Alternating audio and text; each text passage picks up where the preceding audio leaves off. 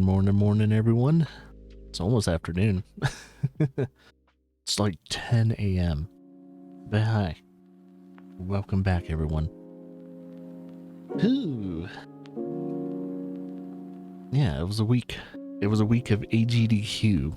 And, I was supposed to take that week relaxing and all that, which I pretty much did.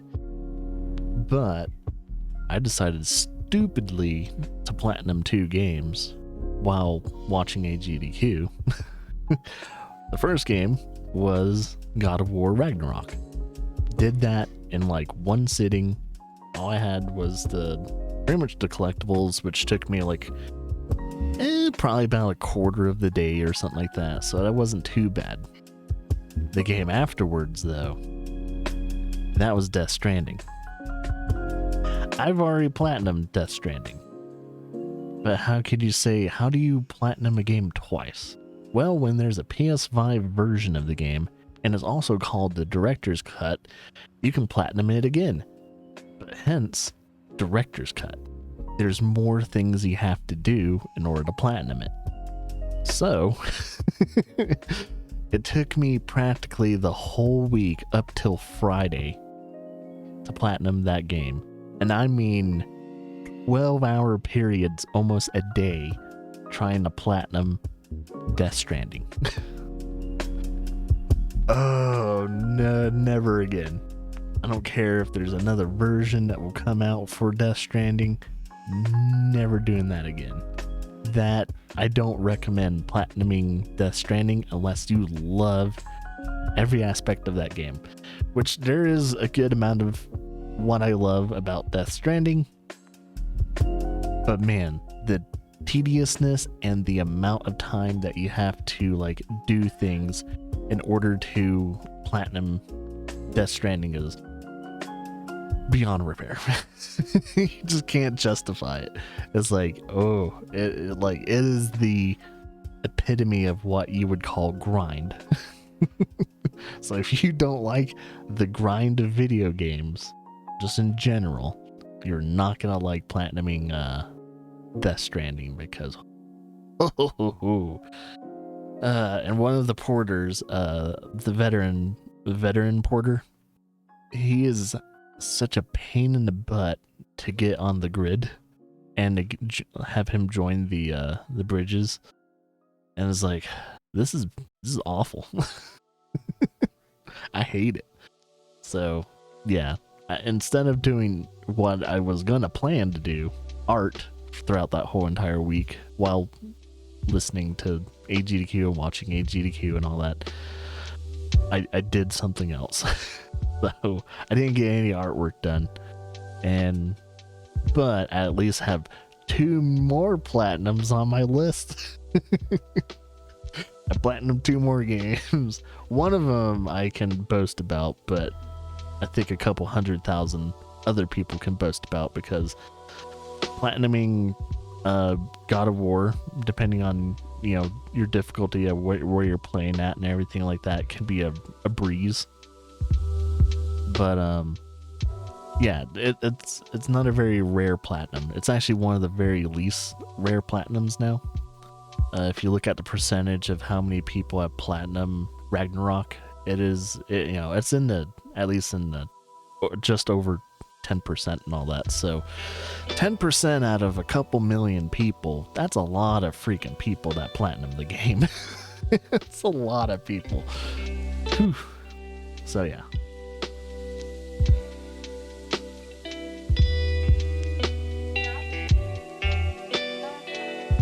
So yeah.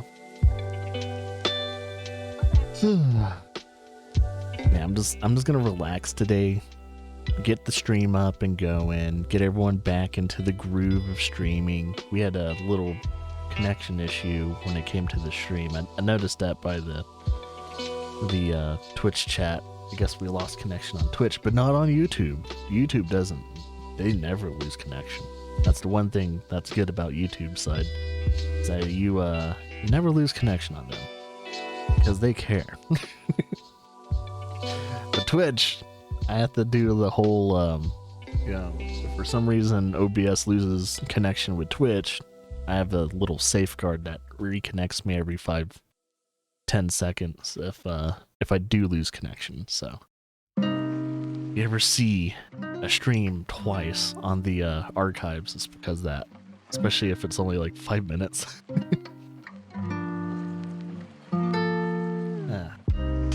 But yeah, hopefully you guys had a good week. Hopefully your guys are having a good rest of your weekend. I'm gonna play some more PowerWash today and drink some coffee, talk about things. You guys have noticed I still had the factor stuff up. I think there's only a few more days for the factor stuff. And by the way, since we are still kind of sponsored by Factor, I have tried the food. We got the food in sometime midweek, and I tried it 2 days ago. Tried the pesto braised and I do have to say this, it was good. I was actually pleasantly surprised, and due to the fact they got pork down correctly, and they also got like the green beans correctly, like, you know, the long strand of green beans. Yeah, they did that, and everything was seasoned extremely well. So if you are looking for some tasty food, I actually do suggest that. It's like, I plan on having another one today. I plan on having the what was it, the roast tomato chicken, something like that. I gotta look at the package again. It's like, which one do I have? But yeah, I plan on having that. And speaking of sponsorships, I did have a chance to be sponsored by Raid Shadow Legends, but I skipped out on that. You know why I skipped out on being sponsored by Raid Shadow Legends? One, none of my audience plays it. So there's no chance in hell I'm gonna get paid for Raid Shadow Legends. They wanted me to like at least have 5 people put in the code for Raid Shadow Legends. It's like, there's no, I'm too small of a streamer for this. I can't do that. I can't sell Raid Shadow Legends. So that is one thing I was like, nope. Yeah, even though I'm getting offered some sponsorship stuff, it's like, I gotta know what I can actually handle. And you know, Factor was a slippery slope, as you can see. So at least I got to know if the company has some good food, and now that I know the company has some good food, it's good. But I do have one thing to say, and I know it's probably economics, shipping, the things that they work with food wise and everything like that. They're expensive. I understand this. That's why you should use the code. But yeah, they are pretty expensive, and you know, but if you're a person that tends to eat out every day, especially when you're at work and you go somewhere to eat and everything like that, all that adds up to the point to where you're paying as much as Factor. So,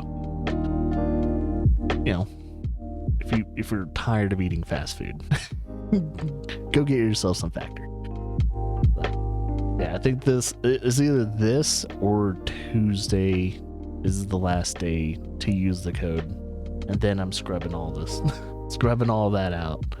So I think by the time this comes up on YouTube, the video comes up on YouTube, yeah, the code's done. If anyone was actually thinking of using it, you're late.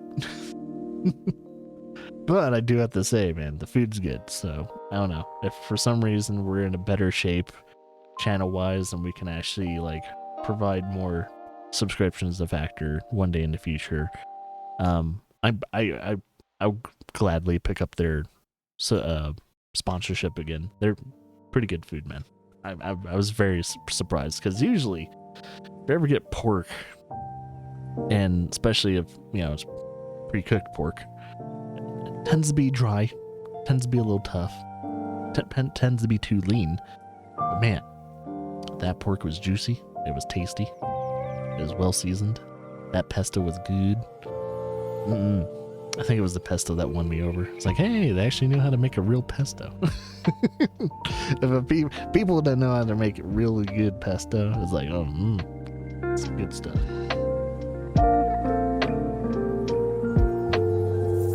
So yeah. I spent the week not doing a single thing except for driving myself insane with platinums. I don't know why, but I did it. I'm dumb. I'm completely and utterly dumb. But we did it. I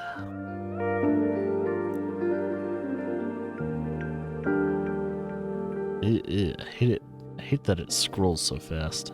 But it's whatever. Ooh. Got a Chivo. I might try and 100% this game on Xbox. Now that we have an Xbox Series X, I plan on cleaning up my achievements on my console. So my completion rating for achievements on Xbox have been pretty abysmal for the past 5 years. So I plan on doing that too, starting with Skyrim. Yeah, Skyrim starting tomorrow, as in, like, if you're watching this video on YouTube, starting today. So we'll be getting those archives going up and everything like that. I gotta still finish archiving Control. Yeah, I spent the whole week not even finishing archiving. I've been bad. So if anyone was wanting to watch the rest of those archives, the only way you were able to watch it was, you could probably watch the archives on YouTube through the through the YouTube stream or the Twitch stream to see the, like, finale of what do you call it? Control. So you could have done that.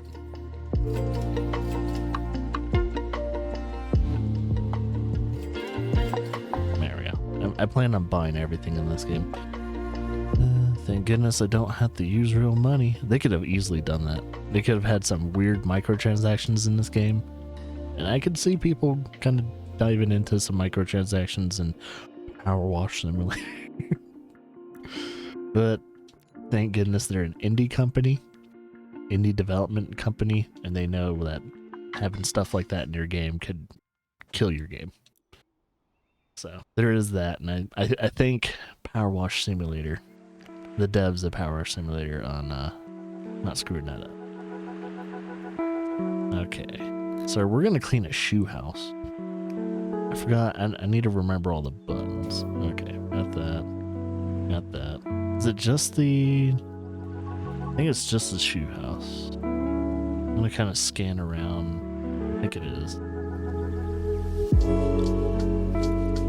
Imagine seeing this in real life and wondering who built this and does anyone live in it? Old women enticing kids with candy. Actually, that's not her story, right? The girl, the old lady in the shoe house. She's not the Hansel and Gretel. No. I forgot how it went. It's been a long time since I heard that.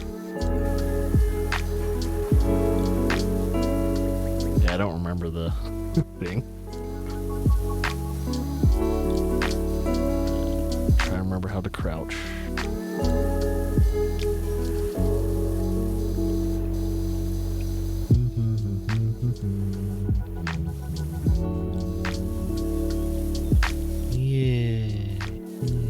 So I watched the speedrun of PowerWash Simulator at AGDQ. So what they did was, it was a multiplayer, vehicles only. The game, you can have up to 6 people to do PowerWash stuff. And It's like it kind of felt like cheating because it was like, one, they have 6 people, 2, they were doing just nothing but the vehicles, and 3, they had the most powerful PowerWash like thing for everyone. So it's like, well, I guess that's the category, but it felt like it was cheating. It's like, wait a minute, you're not having to use like equipment like what I'm using? But their technique and all that was very interesting. It was pretty much like, you know, if someone was very spazzy cleaning things. It's like, this person has ADHD and they own a power wash company.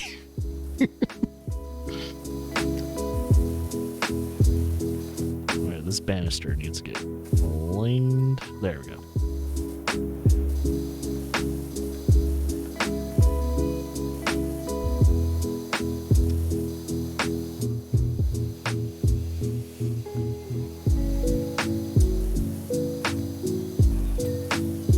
Yay, clean the whistle.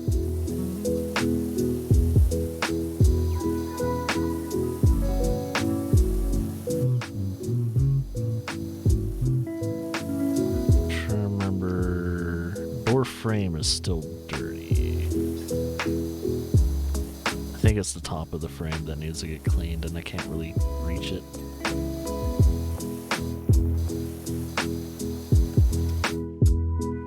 If I jump up, yep, there we go.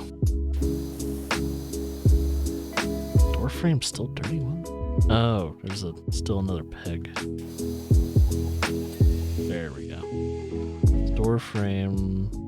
There's no door handle. Okay, let's clean the... I should do top to bottom, so that way don't have to use the ladder all the time.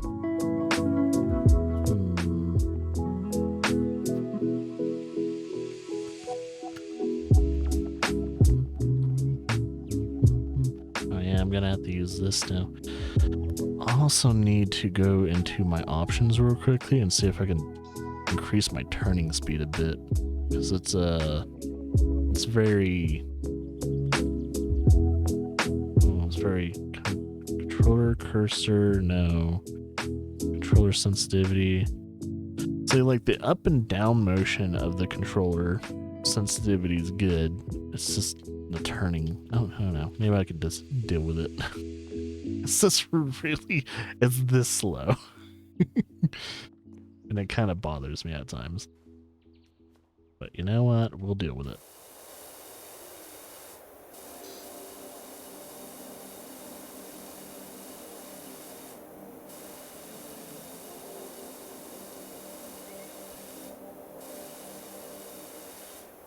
See, I should have been trying, well, this, actually, speaking of platinums, this game actually comes out on PlayStation, I think, the next week or 2.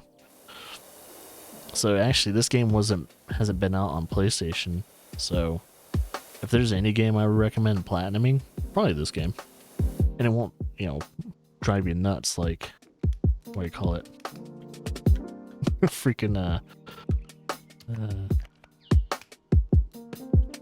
Death Stranding. Yeah, I don't regret getting the platinum, but I regret how much time I spent getting the platinum. Yeah, I did that last time. Laura was like wondering, like, why did you do that?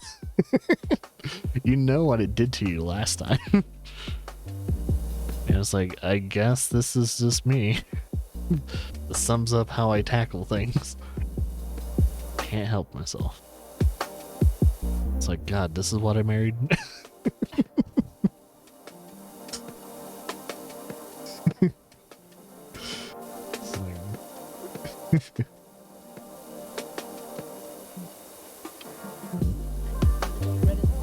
Okay, gotta check up on your sister.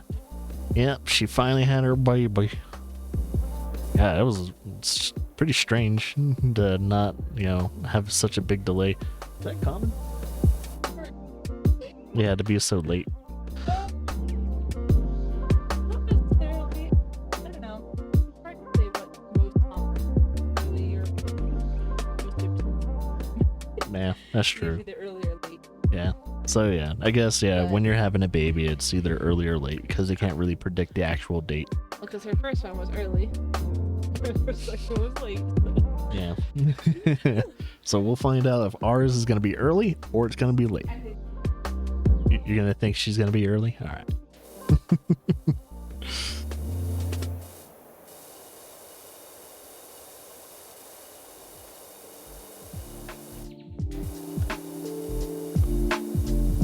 I have a feeling this roof isn't going to be done until I clean the underside of it. Well, we'll find out. The actual progression bar is going pretty fast. It's a pretty nice roof. Now everything looks nice in this game once you clean it. It's like, hey, this is nice, pretty slick.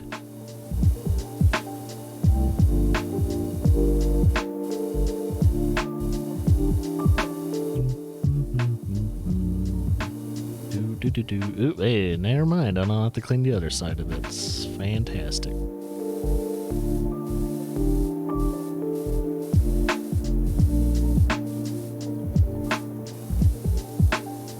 Clean the other side of this, though.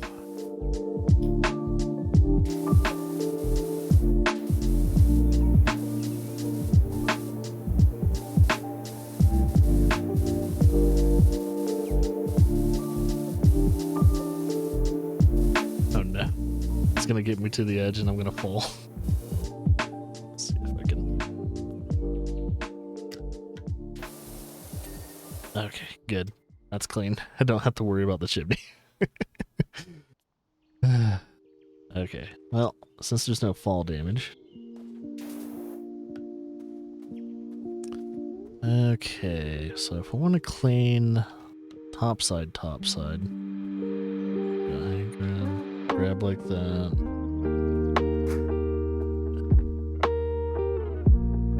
Okay, this is gonna be fun. So underside.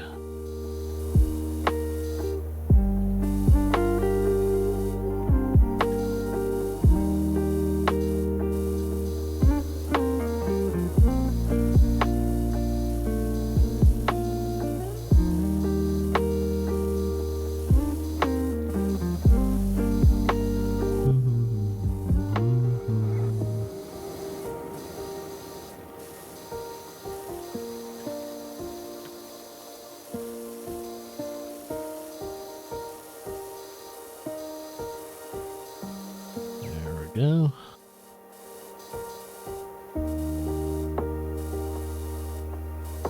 I have to get the other side of it too. Alright.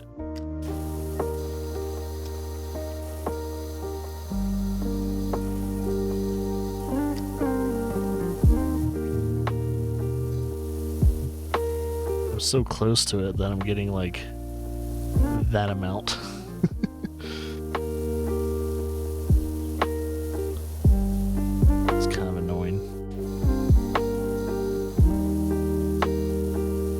If I can like crouch and get in the nook. No, I can't. It won't.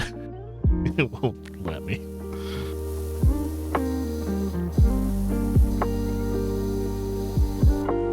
Yep, too close to it. Can't get that.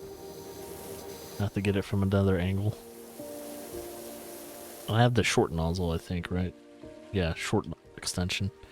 Maybe if I get rid of the extension, I could still. Oh, I could still hit it if I get rid of the extension.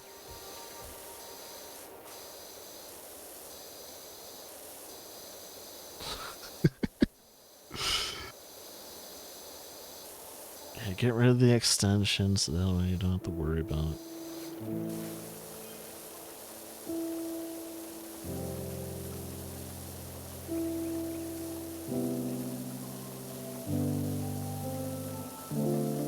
Yeah, like watching the speed run of this game is like, yeah, I don't feel like actually speed running this game at least. Didn't feel compelled to speed run it. It's like it was a totally different game when they sped run this game. It's like, yeah, that doesn't look relaxing. That looks kind of stressful. the speedrun PowerWash simulator. It's like, I don't know about that. I don't think I like that. Alright, let's try and get this side.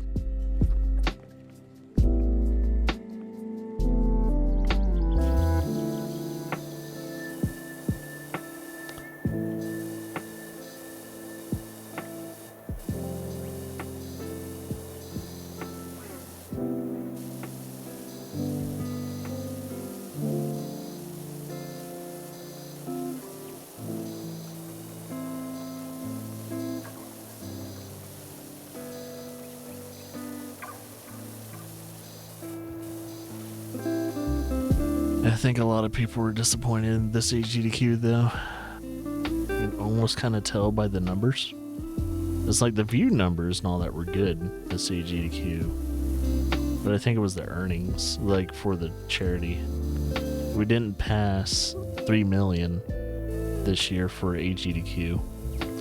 Because usually that's the standard. It's like we either make the same amount that we did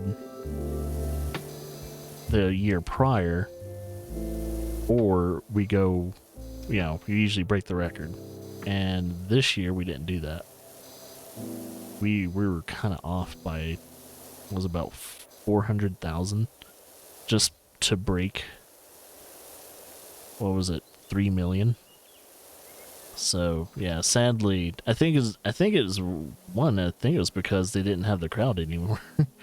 I think that's a big significance. If there's an AGDQ that has like an actual physical crowd, I think they make more money for the company. I mean, for the charity events. So, kind of like they already announced that apparently SGDQ, you know, the dates for SGDQ, and it's like late May, early June. So, and they didn't really announce if it's going to be a physical like venue or if it's going to have if it's going to be an online event. So if they do the same thing where it's an online thing only, I think a lot of people are going to be kind of upset. It's like having the physical venue thing it makes it what AGDQ actually is. It's like there's no reason for them not to have a physical venue anymore. I don't know if they ever explained why they didn't have a physical venue for AGDQ this year. But yeah, I'm with everyone else on that. We're kind of disappointed. We wanted to see the crowd, man. You know, when the commentators and all that say, you know, can I get a hype or whatever, you don't get the interactions with the crowd itself. All you have is people in chat just typing a bunch of bullcrap. It's like, oh, I could have tuned into anyone else's stream for that. It's like, yeah, I pretty much tuned in pretty much the whole entire week with HGQ this year. But I was not happy. I was not happy they went back to the freaking online route. I don't mind like things like Frame Fatales being online because they've pretty much established themselves being an only online event. But when you start your charity events to be in a physical venue and known to be a physical charity venue event, and you're not doing that anymore, that's a big issue, man.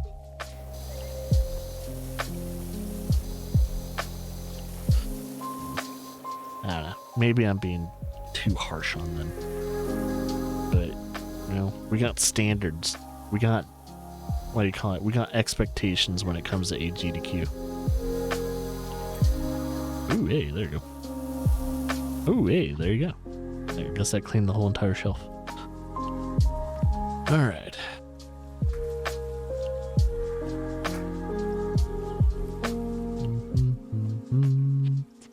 Alright, maybe, let's see. I'm gonna go probably up there. I wonder if I have two ladders. I probably don't. Okay, and I think I need another ladder. Or grab that. Like, can I grab? Yeah, I can grab the ladder. Put it right here. I still need to clean the under part of that. Yeah, I was happy last year they did a physical venue for, I think, both AGDQ and SGDQ. And I was kind of hoping they would stay that way, but they didn't do it. And I think a lot of people were just incredibly upset, just like me. It's like, wait, it's an online event. It's not going to be a physical event. You gotta. It's like it when Capcom this year mainly did online events still. And it's like, this isn't what we want. We don't want our fighting tournaments being online based. You kidding me? I think a lot of participants too were tired of the whole online thing. Online only. I was like, what are you, EA? Stop this. This angle sucks. I'm probably gonna have to... Yeah, this isn't working. I'm gonna have to see if I can put this down over... Oh, I'm gonna have to put it somewhere else. I'm just gonna have to put this here, grab this. I'm going to... How do I rotate? No. Okay, that's how you rotate. I'm gonna have to do this. And I'm gonna have to use my long extension and hit it from a distance. So that way I can actually do my job. The ladder is like hurting my progress. But yeah, I'm glad I was still able to participate in some form or fashion with AGDQ this year, though.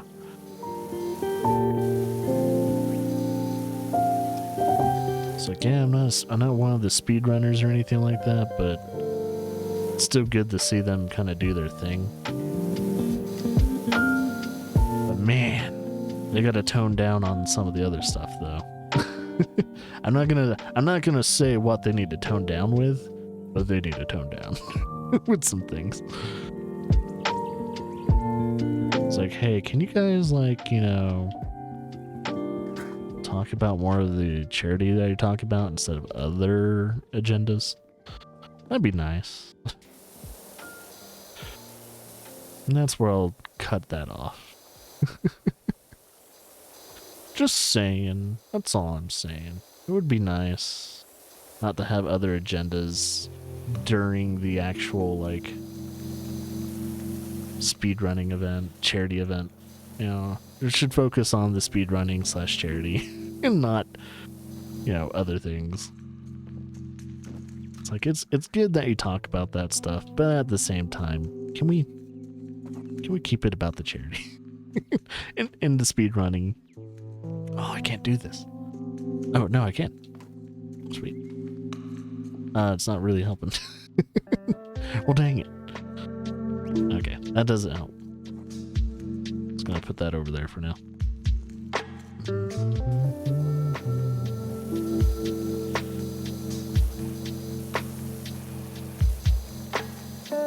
So yeah, I have a short extension. Yeah, short extension, so it's good.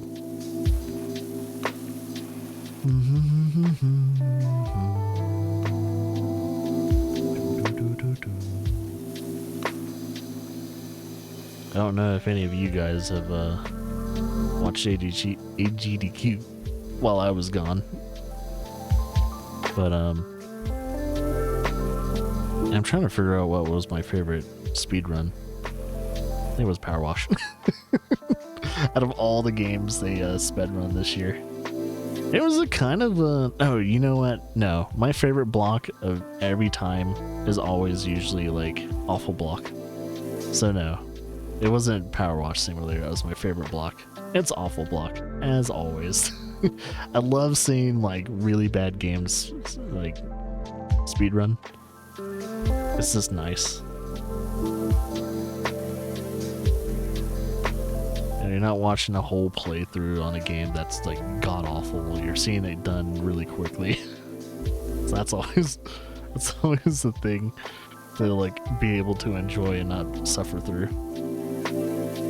And the commentary usually with awful block is always better than some of the other stuff. Your usual speedrun commentary. Your other speedrun commentary has a tendency to not use as much comedy when it comes to talking about the games they're speedrunning.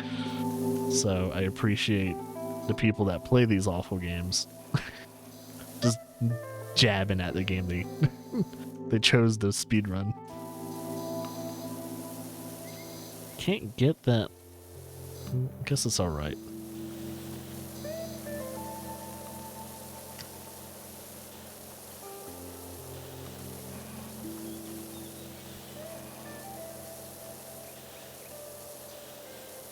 Trying to get the kind of the lip of the shoe. Yeah, I think it's called the lip. Boot wall, we call it.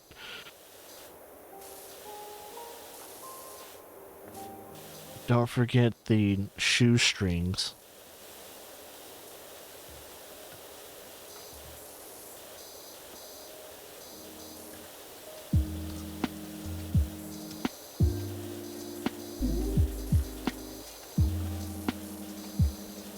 Yeah, but Lara's visiting her sister. She had her baby a few days ago. So, yeah. I think I said something about it on Discord like a week or two ago, saying, "Oh, she's having her baby," and then apparently it was kind of, you know, one of those false notices. And like a few weeks later, she finally has it. I was like, oh, there you go. It's like, now she has it. So there you go.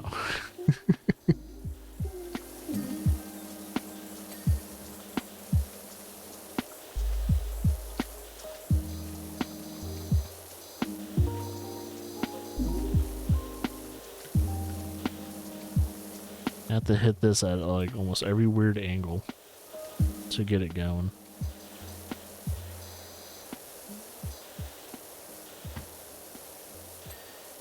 There we go.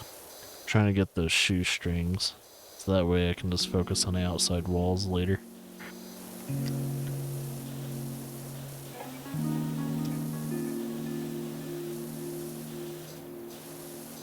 It's like if you guys have been watching the coffee streams with the at least PowerWash Simulator, I think there's been 2 so far. This is the 3rd one.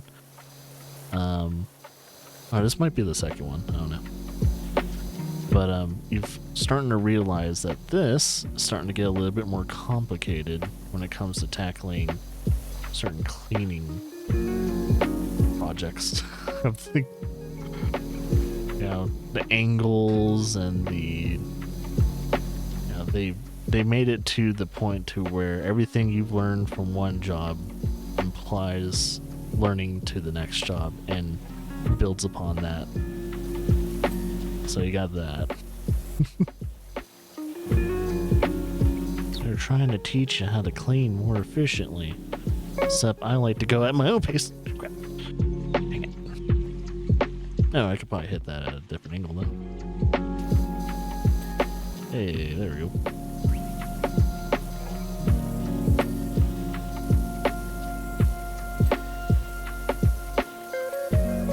See, falling made it easier to clean. Falling makes things easier. Kinda. Starting to see some of that gunk. Let's see, I don't think I have the short extension. I'm gonna put the short extension on. So that way it's a little bit stronger. Cleaning some of that gunk off of the top of the shoe. And note that I don't use any of the soap. This coffee / playthrough of PowerWash simulator is it's a no soap run. It's a no soap run if you catch my drift. Yeah, I can never see myself trying to do a speed run of this though. I'm too what do you call it? Not vigilant. What's the word? Like, I gotta get everything perfected. And if I don't get it perfected, I can't move on to the next thing. And in order to speedrun this game, you kind of have to hit everything real fast and not perfectly clean it. So that could be a problem. Is that fully clean? It looks like it's fully clean. Excuse me. I'll probably find out what's not fully cleaned and what is in a sec.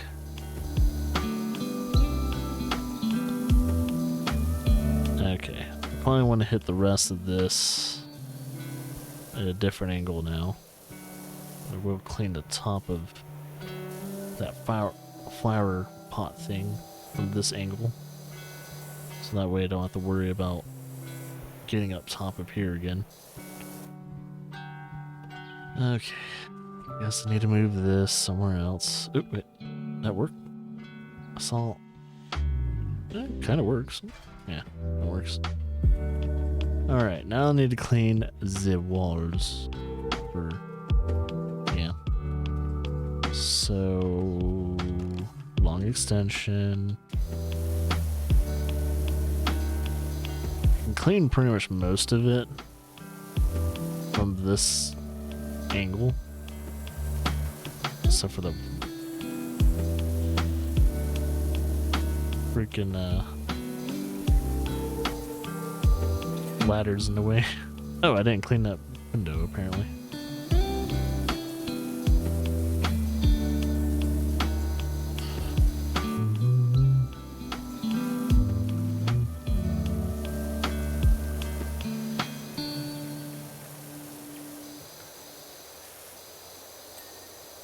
Yeah, that's what I'm talking about. Get some.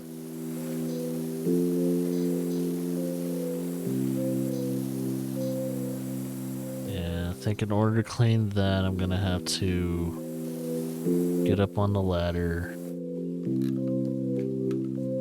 get the extensions off. Need to clean the top of this first. There we go.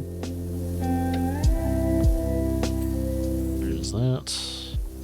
Clean the top of this. Oh, I'm gonna have to hit the other side though, so I'm gonna have to move the ladder, hit the other side of that. Yeah, that's gonna be a problem. Alright, so let's try and hit everything at this angle first. Okay, that's good. Yeah. So the ladder position's a problem.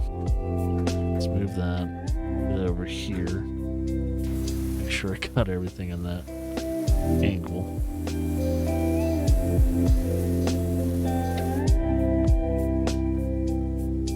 Yeah, getting on the ladder is always a chore.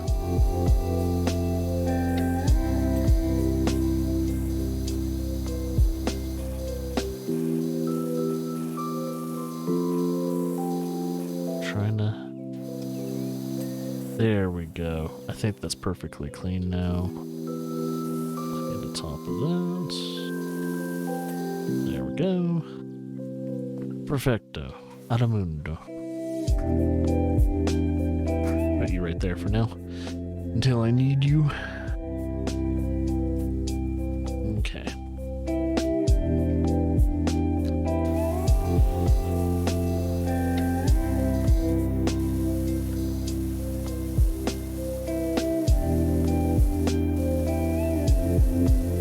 The sole of the foot, the boot.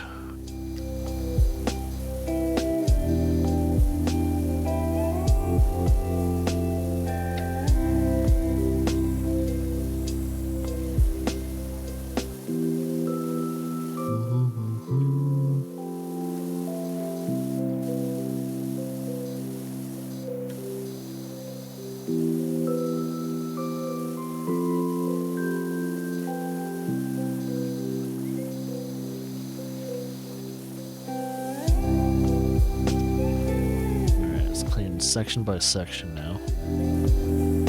So clean this section.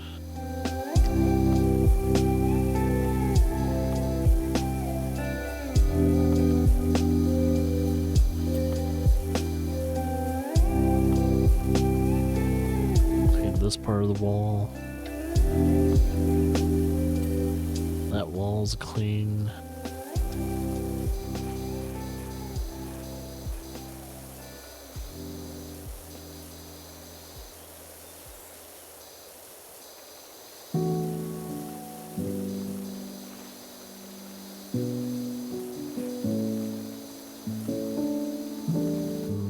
Kind of wondering if I'm gonna have to clean the top side of that railing. Oh, no, never mind.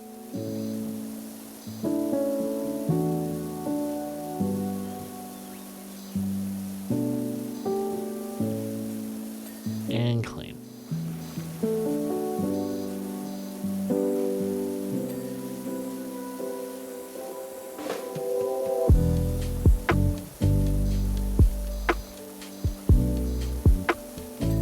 There we go.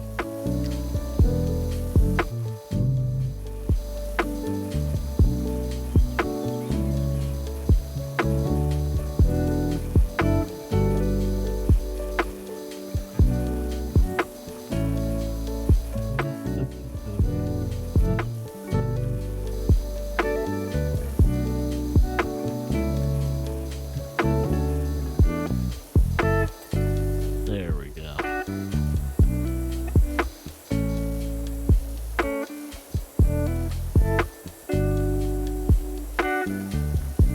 Of course, this is going to be a pain in the butt to clean flower pots.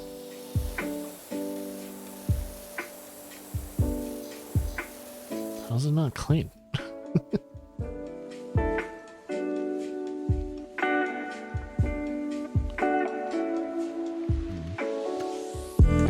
Oh, the inner lip.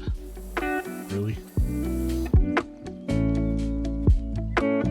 Damn, should have known.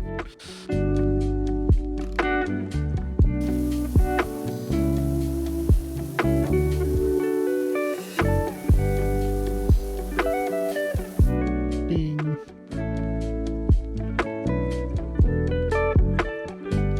Okay.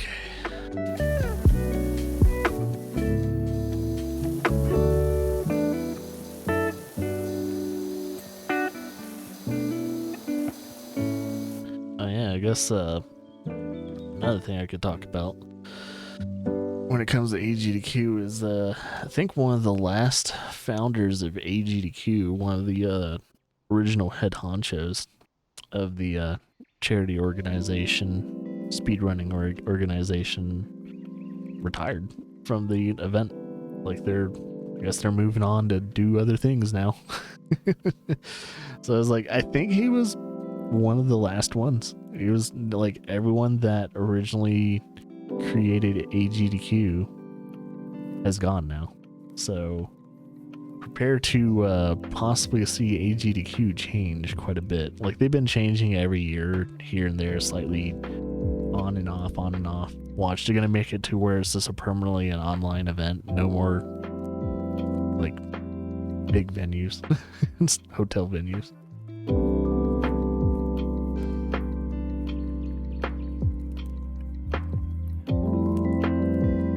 So I don't know. I think some of the people that are going to be running AGDQ in the future is going to make me question things. Like I'm a little worried, man. It's like, I don't know, like AGDQ is not going to fall as a charity organization or anything like that, but you know, they're going to turn me into like one of those people that's like, I used to remember when AGDQ did this and this, and they were like this. They had a really cool atmosphere. Not anymore, though. Now that it's all about the earnings and everything, they don't like to talk about other things. They don't like to joke around. Like, I think for the past few years too, you can't really make as like, you can't be a comedic person as much, because you know comedy is subjective, and in order to have comedy there needs to be tragedy. And you know, with the community that they have been collecting lately, the AGD, at least the AGDQ community has been a lot more sensitive. So if someone like pops off like a joke that would like even make me cringe, but I'll laugh about it, they can't do that.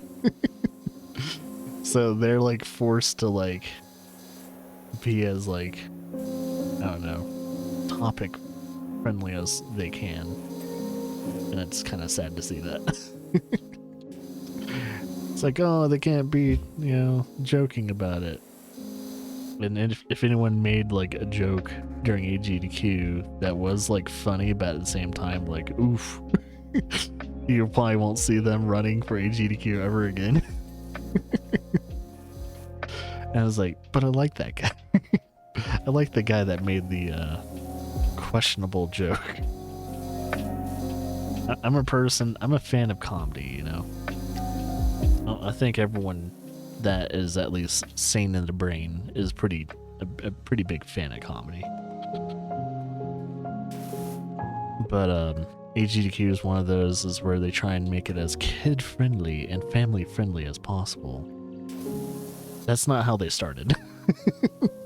That's the AGDQ I want to see in the come back someday, which they're never going to. That's never going to be a thing. But it would just be nice to see AGDQ come back to their true colors, what they used to do. Because let's be honest, most speedrunners are pretty toxic. Like, look what they do. They drive themselves insane beating the same game daily as fast as they can. How do you not like let comedy rule your life? Because in order to, if you're not spitting out jokes and all that, you're not keeping yourself sane. Because I do have to say, like, I commend people speedrunning video games, because that's a tough job. Like, speedrunning a game and to super focus on that game, or multiple games, like some of the people that speedrun like multiple games is insane. Because you have to have like 100% over the top knowledge for each and every game that you speedrun, more than the average person. And you have to keep your routes and like timing and everything in check every time when you're switching between games. It's insane. So yeah, I can see where it's like, yeah, you kind of have to have kind of a twisted mind to speedrun games. It's like I've dabbled in it in the past, and I was like, yeah, I'm losing my freaking mind speedrunning a game. But hey, that's some people can't play a game without speedrunning it. I think that's how some people are wired like that, though. It's like, oh, I gotta beat the game as fast as I can, or else, what's the point? I was like, okay, there are some people wired differently. They're built different. Oh, the wood trim's already clean. Okay.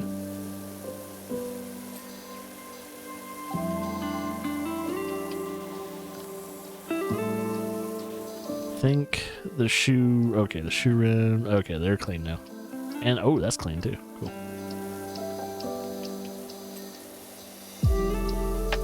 But yeah, I'm starting to be magnetized to more people that don't watch their mouth as much anymore. At least when it comes to sensitive issues. Like, I don't know, I think most of the podcasts I listen to now are run by comedians.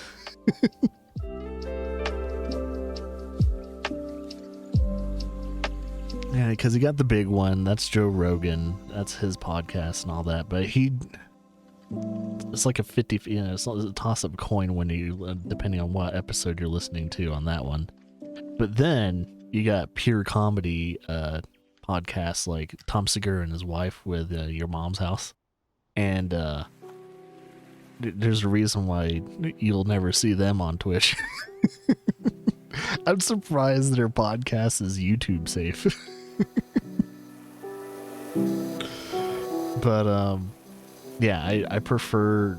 I'm starting to get more magnetized to personalities like that because I don't, you know, they are being them true their true selves. They're not having to dance around their own wording and everything like that. And due to the fact they're comedians, it's like, you know, they'll say things the way they see it, but with, of course, the comedy twist to it, where they'll say something else absolutely outrageous, but you know it's a joke. And if you don't know it's a joke, then you kind of, they played you.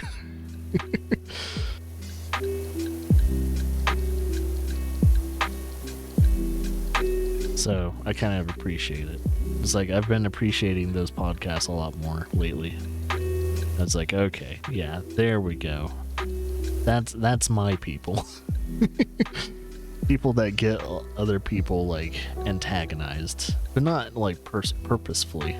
It's just that it's just that like I'm looking for a good laugh, you know. And most people on Twitch, they don't really provide that good laugh. Like, why can't I pick that up? It's weird, I can't pick that up. It's not like in a way right now, but could be eventually at one point or another. But yeah, I don't know if anyone else has been dying for people to speak their mind lately, but due to the internet and how it's been for the past few years, a lot of people just don't speak their mind anymore. And they're worried about saying the wrong things. And I'm glad that there are more people out there that are just kind of done with that. Just tiptoeing over the issues. And it's been nice. I've been really appreciating those people. And it's like, thank you. Thank you for speaking what was on your mind the whole time. And not dancing around it, because you're not being yourself when you're having to like censor yourself every fucking time. So I really appreciate, if anything, at least comedians for not censoring themselves, and the comedians that do censor themselves that make sure they keep their job and all that, they don't have a career anymore because their comedy sucks now. That is the absolute truth about comedy, is if you're gonna censor what you want to say in your bit, people are gonna notice that, and people are gonna see it right off the back. So, do you want to be known as the comedian that ruined your own career? Because it's gonna happen. And then they're gonna make bits out of you. Because if I was a comedian, that's exactly what I would do. I would start making a bit of all the other comedians that ruined their own careers.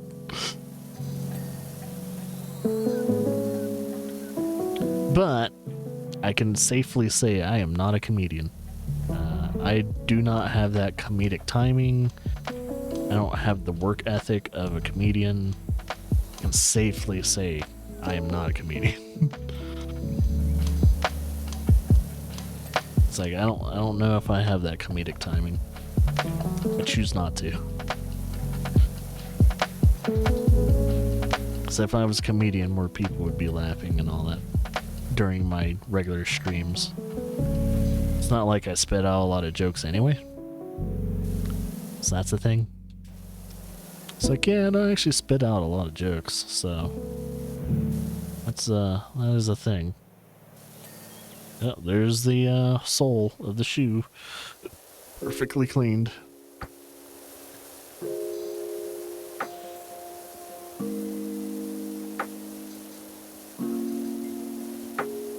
But yeah, you guys pretty much have known where I stand for the past few years when it comes to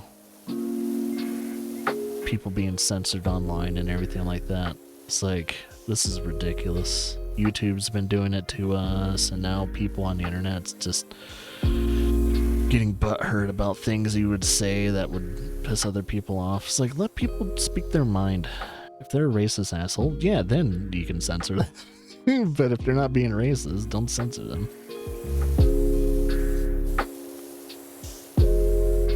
Yeah, I have a very low tolerance of racist people too, but that's not the people being censored. It's like the people that are being censored that I have a very big problem about are people that are just trying to just speak their opinion. And that's called Marxism. You know, that type of like tackling certain issues that you deem an issue, yeah, you're being a Marxist. You're not being a good human being there.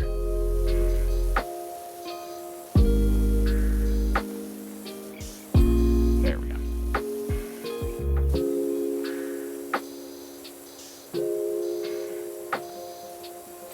There we go, finally. I was like, is that gonna get clean anytime soon, or am I gonna have to tackle it from a different angle? Yeah, there we go. There's apparently still a lot of other things I need to clean. I'm worried about that. So after I'm done with this window.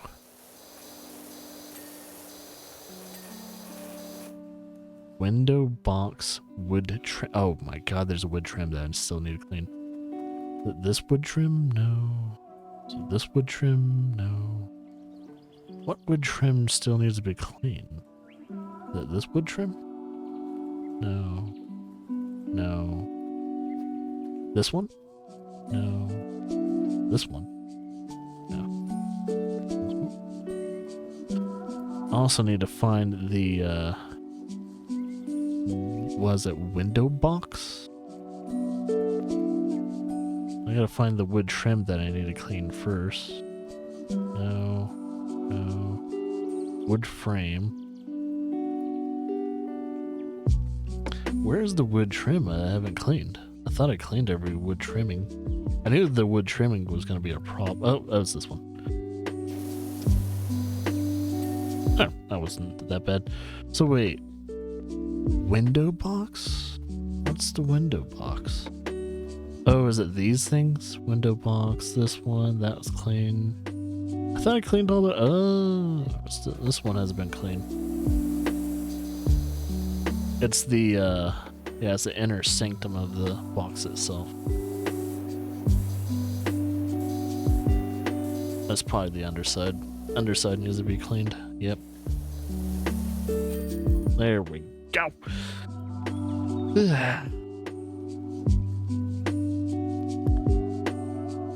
Let's see that time lapse of me complaining about woke people.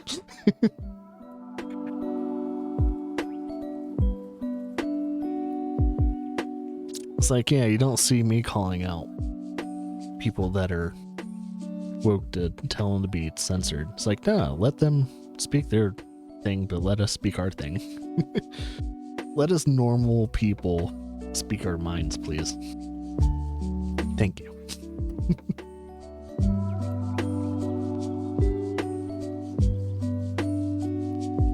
Because those people aren't very normal. They have a lot of issues going on mentally. And it's understandable why they have a lot of mental issues going on, but good God, I need to save 2,000 bones for that one. Oh boy. Well, the ones that are going to make me the most money are, of course, the ones that also feel like they're going to take the longest. Well, let's do the vintage car first. Oh, I think the vintage car has like a lot of rust.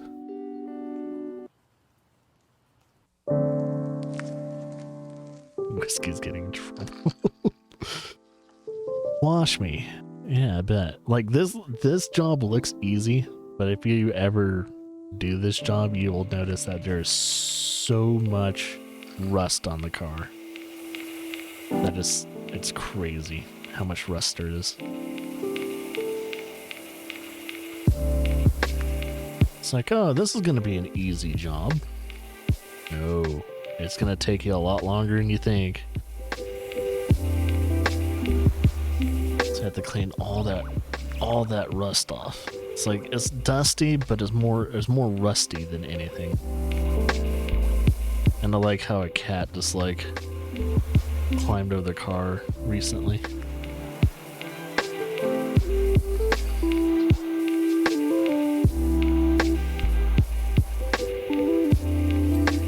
I'll try and clean this side of the car. I'm gonna check downstairs real quickly and see what's going on.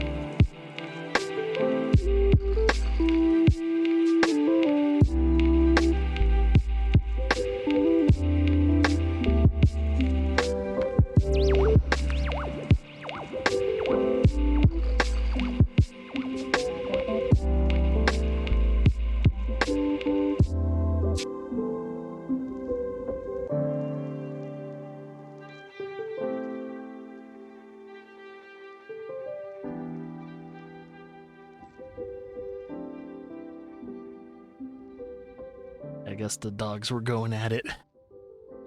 To the neighbor's dogs. I was like, I keep hearing all this commotion. I was like, might as well check it. Well, that hasn't changed. Never will.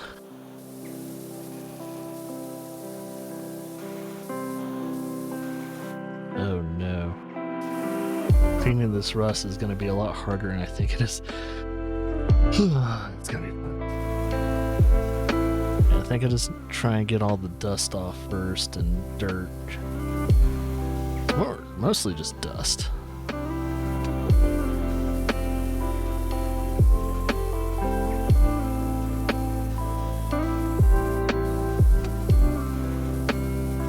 don't know why I'm using a long nozzle. I could just use this to get the dust off. Yeah, I think I need to use the other nozzle to get the rust off, because I need to use that super powerful nozzle to get that done.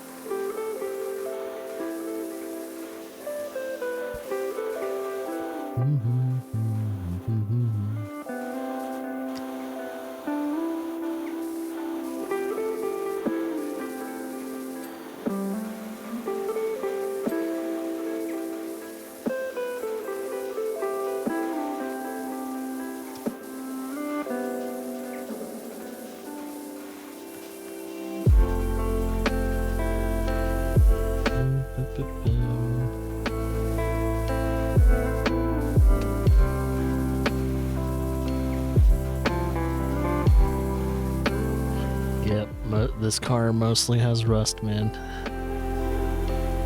I think even the windows have like some strong amount of gunk on it.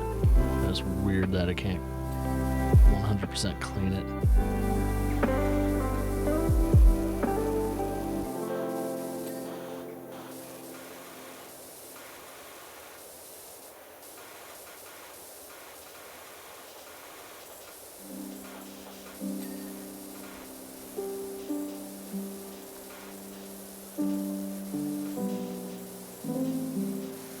Look at all that rust. Holy crowley. Holy moly. So I'm gonna have to do this in order to see where all the rust is, because there's no way I'm gonna be able to, like, yeah, all that is rust. Like, I can't clean it with this nozzle. I can clean the rest of that dirt and all that, but yeah, I can finish this one. This doesn't have rust on it, since this is fabric. Some type of tarp fabric. Oh, it does have some strong nastiness to it. Alright, so what I'm gonna have to do is change the nozzle to the 0 degree and clean every single little bit, pretty much by hand. But don't I have the other one? Where is it? 0 degree? Yeah, this one. This one's better because it does it by like an angle.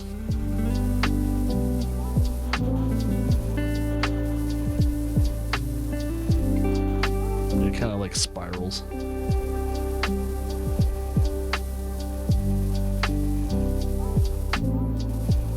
Yeah, that must be a dirty mirror, man. A rusty mirror. So you clean that door handle. There you go.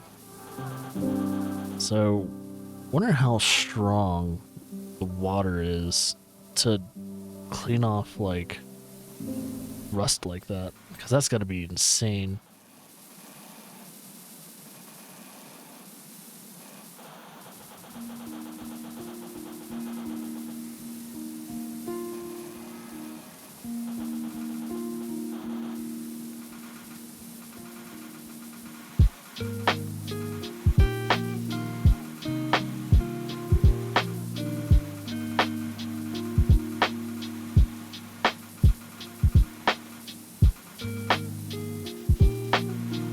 This is why I can't wait to get the other power wash,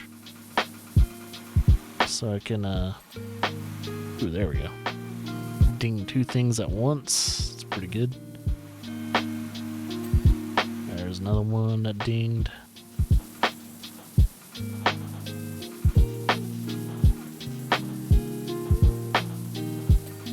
There's that.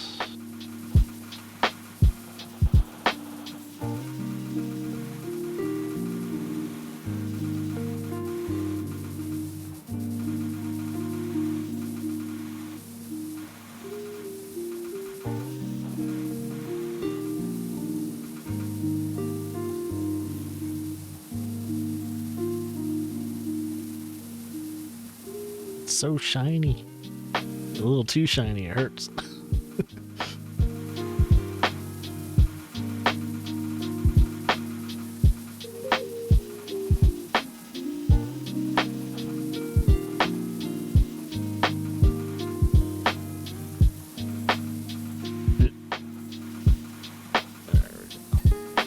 There's that.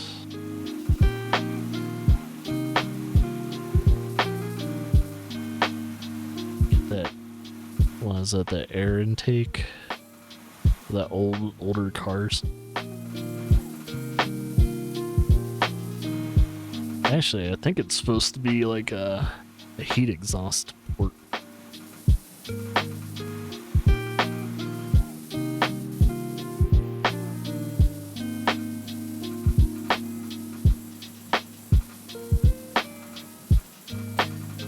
Yeah, there we go. So is the wheel clean? Tire is clean. Oh yeah, they use it as in tires in TY instead of TIRE. So they do that. I forgot this is an overseas company, so yeah, they spell things differently. It's like, oh yeah, they're that. Nothing wrong with spelling that it like that. It's just I'm not used to it.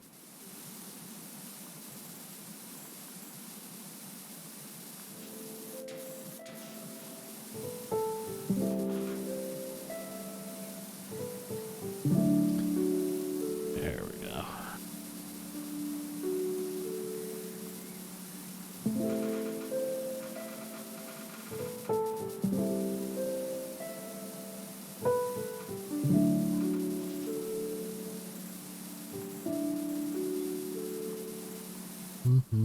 There we go. There's that. I think it's the underside of this that I need to clean. This horn is not 100% clean yet. Is it? So that's why I'm spraying. I guess it's part of the mud guard.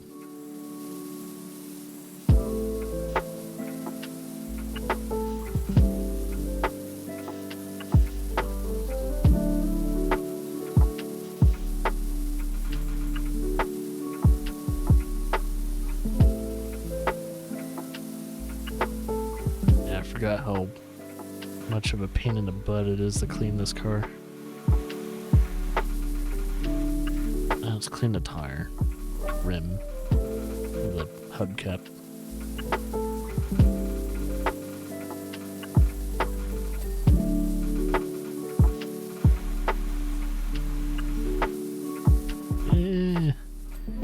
There's that.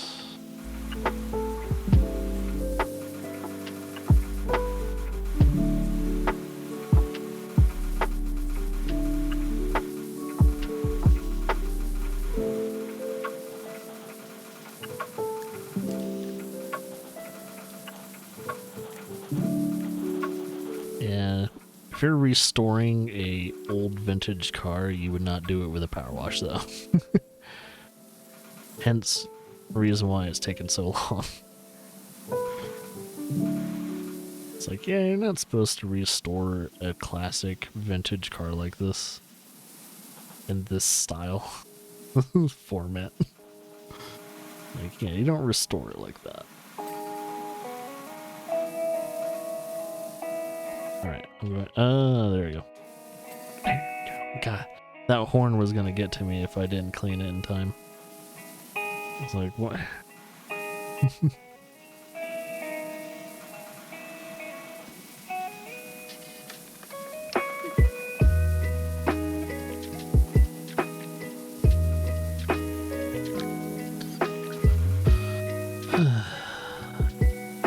Oh dear.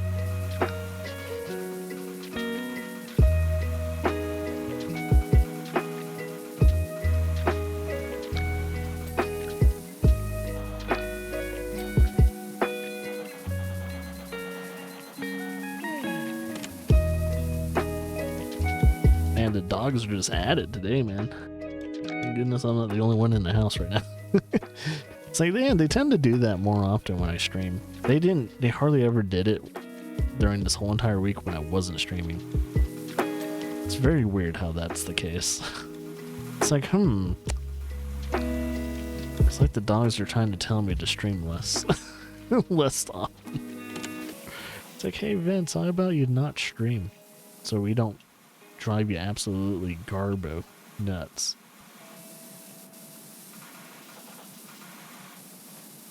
I was like extremely stressed out this week too. I don't know why. But let's just say there was reasons. But I've been pretty much good the whole entire time though. I think the reason why I was kind of like slightly stressed is that I wasn't really doing anything really productive. So that could have been one of the issues. Like, I'm a person that has to be productive almost all the time, unless I'm just completely tired. And when I'm completely tired, it's like, okay, that's when I can probably take a break from everything.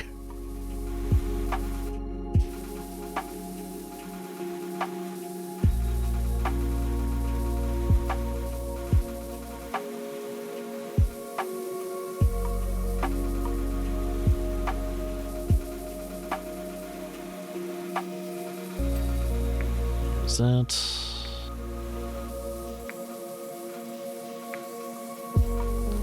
Clean the rest of the tire.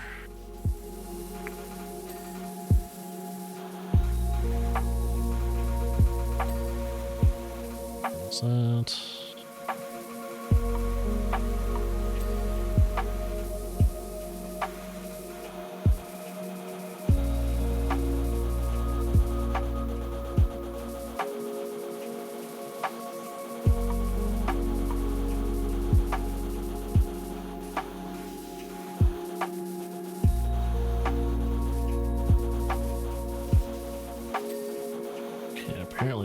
this thing's gonna be fun. Is that part of the body? Part of the canopy? No. Canopy hinge. I wonder if I have to clean the underside of it. Yep. So that's a little tricky to clean.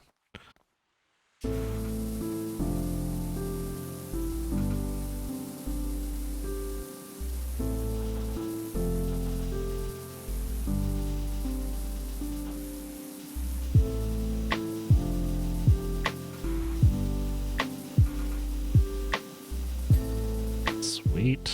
Trunk is clean. I think we need to clean the bumper.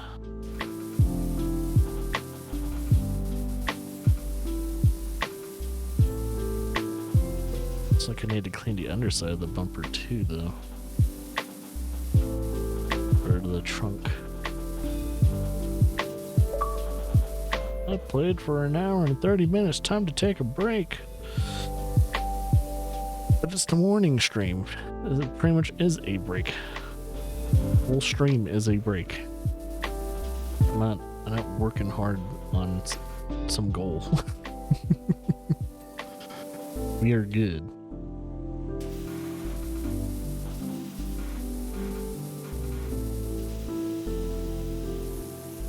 Okay, what is this? Okay.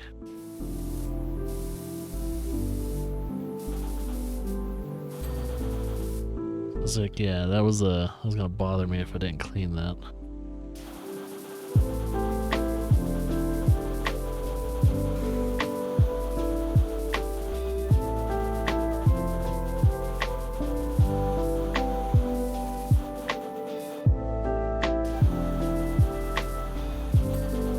There we go. Clearly there's a bunch of other things I need to clean. I don't know what it is until they list it.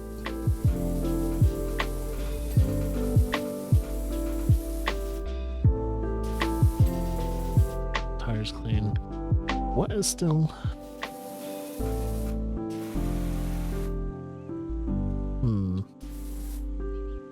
Is it all on the front, maybe? Is there other things I need to clean? Let's see. It should just be the car, right?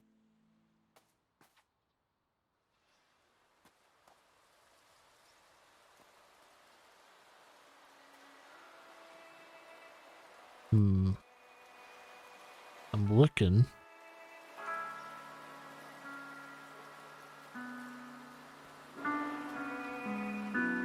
I don't see anything dirty. Oh, the bumper. Yeah, this bumper's weird. I'll clean the rest of this bumper.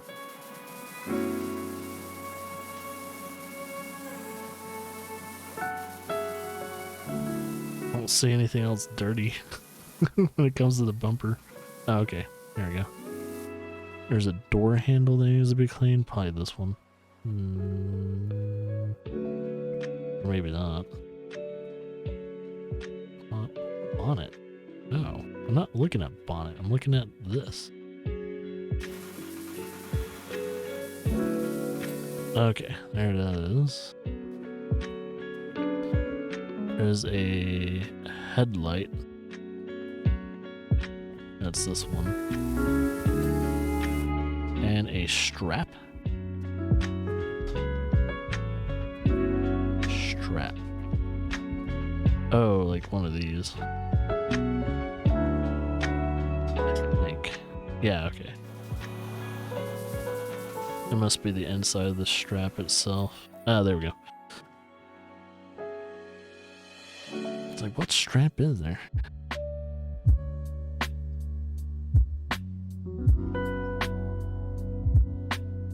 Yeah, it looked like an easy job, but it's actually a lot harder.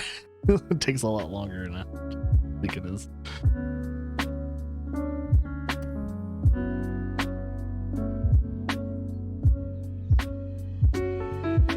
Okay, let's clean this cottage. Horse cottage.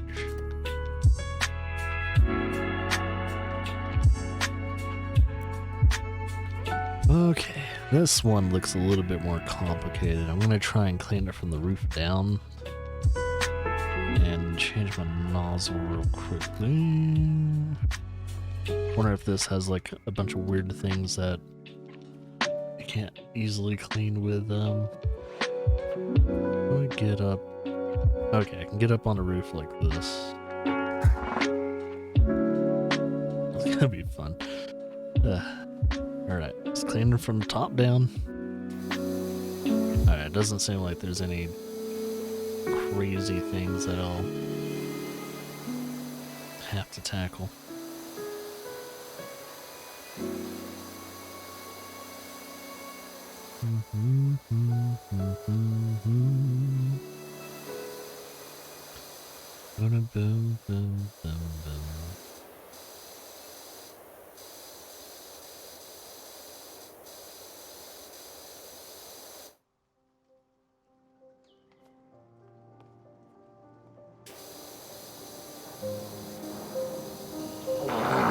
Hey, zombie, how's your week?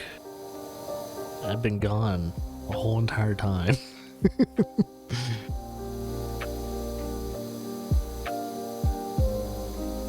I've been good.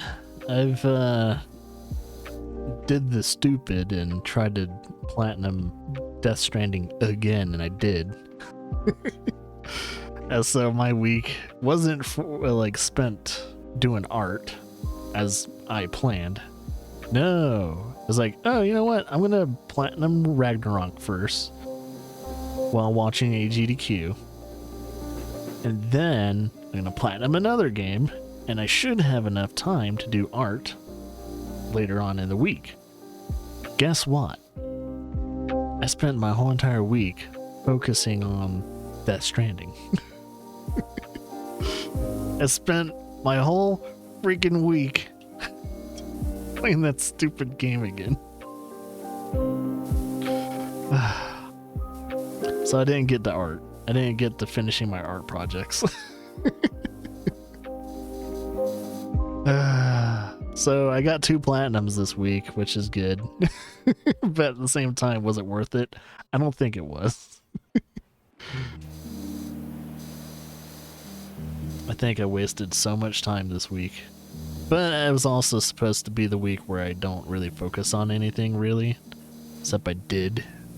So I'm kind of disappointed that I didn't do that.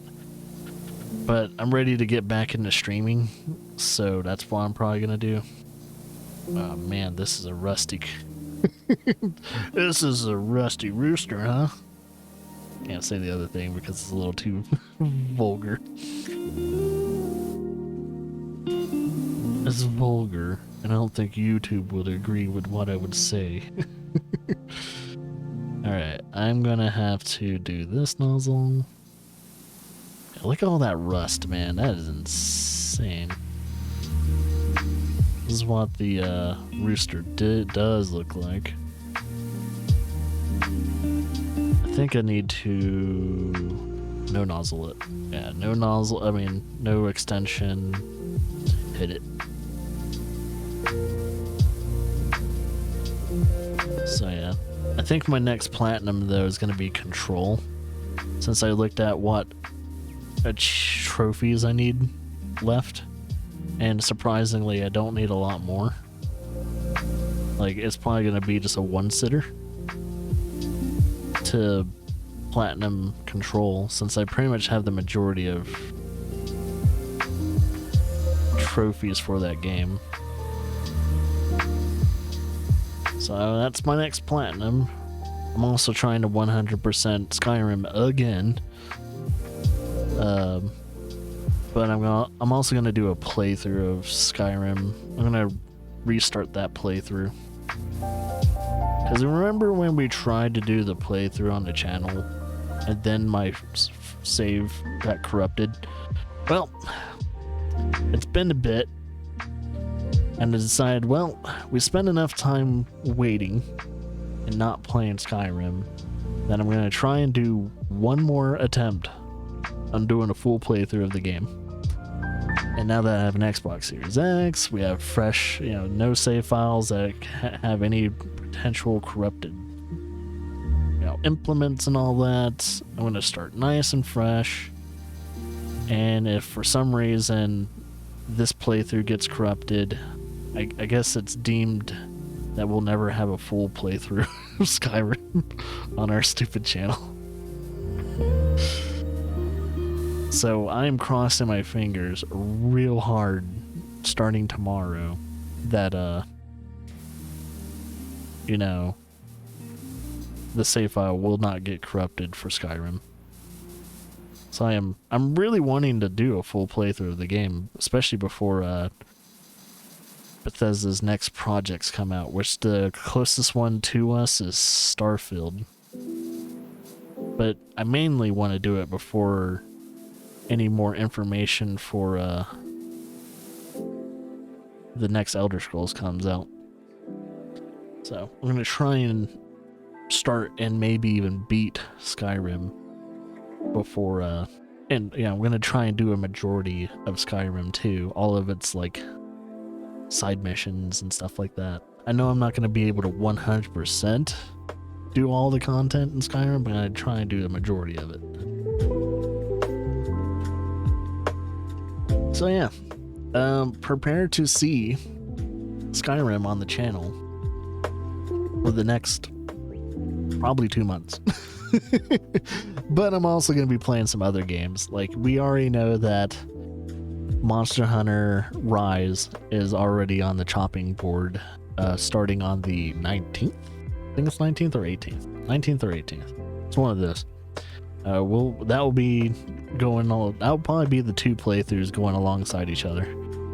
I was very tempted to start Final Fantasy VII Remake too, because I saw. Well, I didn't see a speedrun because they didn't do a speedrun for, I think, Remake this year at AGDQ. But I saw someone playing the original Final Fantasy, and it's like, I haven't done a playthrough on the channel for Final Fantasy VII. And I was like, I should probably do that one day. I don't know why I haven't really got to it, but now I've been thinking about it. It's like, well, I'm starting Skyrim tomorrow, in about a week or so from now. Yeah, I think about a week. Actually, no, it's probably this week. Because what, the 19th, today's the 15th. Yeah, I can't start Final Fantasy Remake playthrough. Well, I could probably start it. I could probably start it probably next week on Monday or something like that. So we'll have 3 playthroughs kind of going. So we'll have Skyrim, and then we'll have Monster Hunter Rise. That will probably start, on Thursday, 9 o'clock in the morning. So that will start. And then we'll have Final Fantasy VII Remake. So when we do start Final Fantasy VII Remake, that will probably be our more focused playthrough.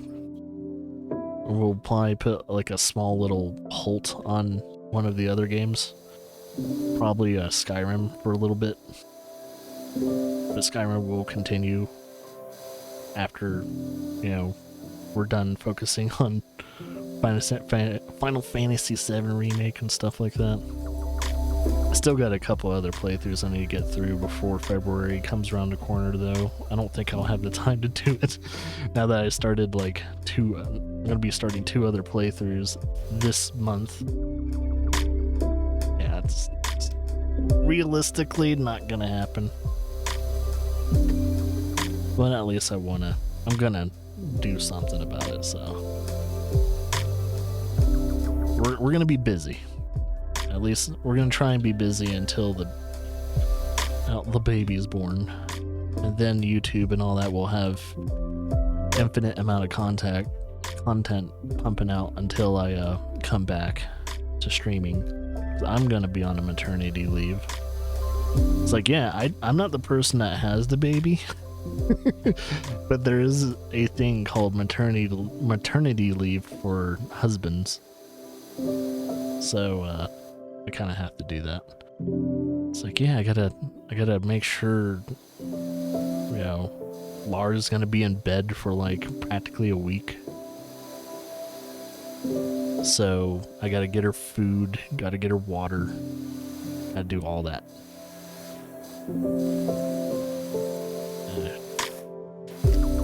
So that's gonna be fun. I'm gonna have to change the first few diapers. And apparently the first few diapers for the babies, the kind of the grossest ones.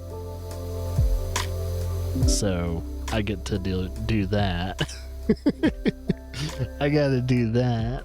Gotta get the grosser diapers out of the way. So that way I expect to puke. Because I have a very weak gag reflex. I'm not gonna lie. Me changing diapers and all that, at least the first few ones are gonna be rough. Like, I have a hard time cleaning up dog mess. When a dog like gets sick and all that, I have a hard time cleaning that up. Imagine me changing diapers.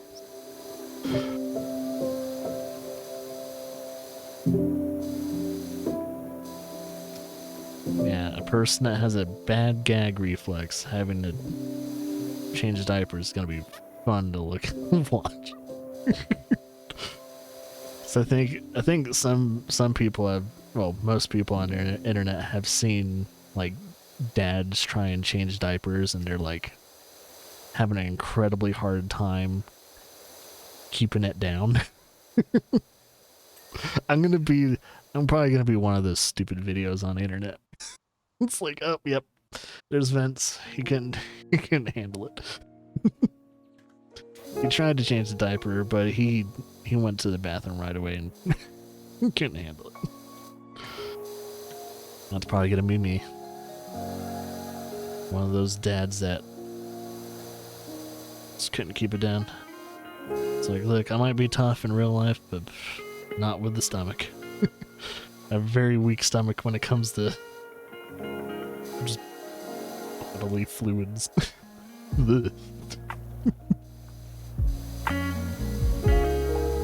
It's like I can handle blood and some other things, but when it comes to other stuff, no, I can't handle that. It's funny how everyone's different when it comes to like, I don't know, just bodily stuff. Like, some people can handle blood just fine, or some people can handle the other stuff just fine, but they can't handle blood. And it's like, it's really weird how we're like wired like that.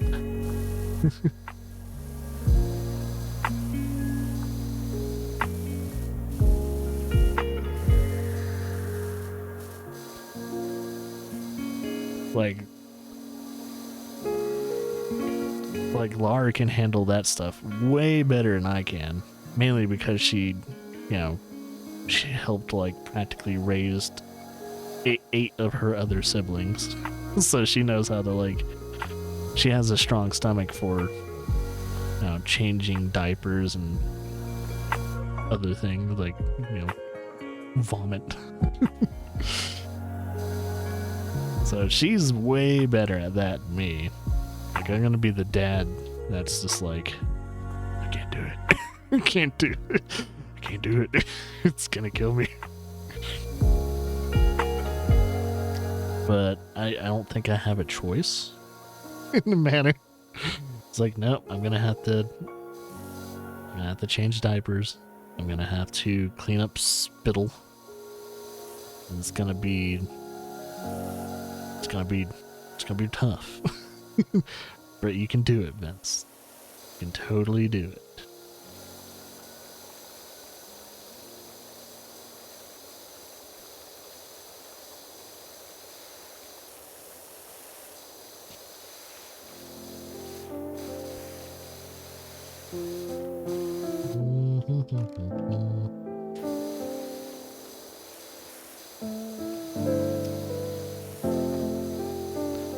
Yeah, that's a really dirty cottage, man. I like how in this game, like, the specific things you have to clean are the dirtiest compared to everything else around it, though. Like, everything else around it, even like forest and everything like that, pristine. But the thing you're cleaning is so dirty that it makes the forest look like a majesty of just cleanliness.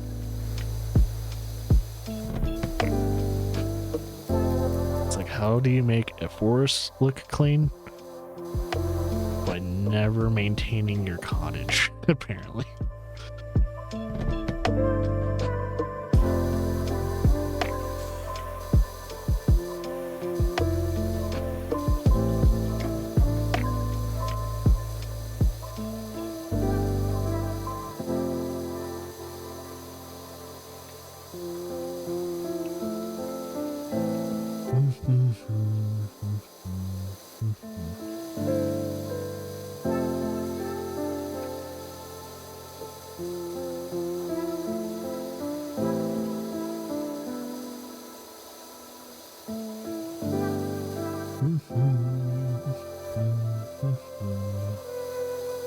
Yeah, I noticed there was a bunch of other people not streaming this week though too.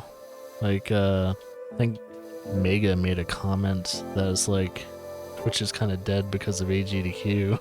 It's like, I can see that. I think there was a lot of people other than the career Twitch streamers that weren't streaming. At least the people I follow. Like the career streamers, they're the ones that are, you know, they don't take a break even if AGQ is live and all that. They'll probably stream a little less, but they'll be streaming on their daily basis. But I kind of noticed that it's like, even the majority of my people that I follow were not streaming as much this week. Or I just didn't notice they weren't streaming. Because I was too busy watching AGDQ, sadly, online event. I really wish they had their physical event, man. I've already ranted about this though, so... I've already ranted about them not having a physical event, so... I think we're good on that topic.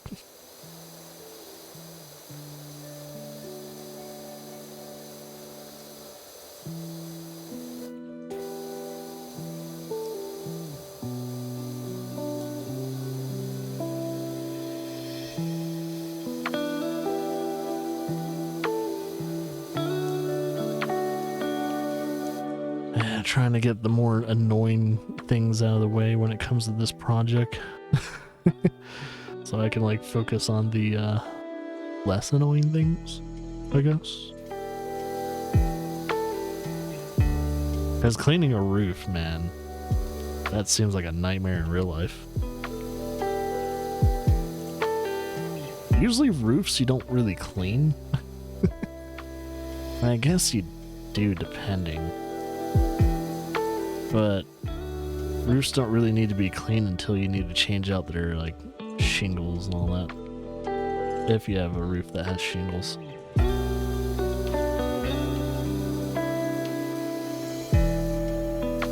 The roof. The roof. Yeah, concrete roof. Ever seen those like, I know when I was working at Culver's, they would have to power wash the roof off depending on the season, because there would be like, somehow like we didn't have trees near us. It was like the flat concrete roofs, but we would get like leaf buildup and everything, and somehow mud buildup on the roof. So we would have to have the porter go up there and power wash the roof off. So I mean, that made me jealous. It was like, I want to be a porter. But then I would have to be at the restaurant by like 3 or 4 o'clock in the morning. Because most of the workers, they would come in, if you're not a prepper, if you didn't prep food or anything like that, you would have to, you usually come in around 8, maybe 9. So the porter would be in the restaurant by him or herself for at least a good 3, 4, 5, 6, 7, at least minimum 4 hours doing their job. That sounded like a dream job. Because one, you can do your job and no one is criticizing you doing that. And two, by the time you're done with your shift as a porter, you get to go home probably around 10 or 11 o'clock a.m. and get to enjoy the rest of your day. And that's like those hours, like you still work the same amount of hours, but by the time you're done with your job, everyone else is like, you know, just a few hours away to their lunch break. But talking to the porters and all that, saying I am tired every day. Even when I'm not working, I am tired every day.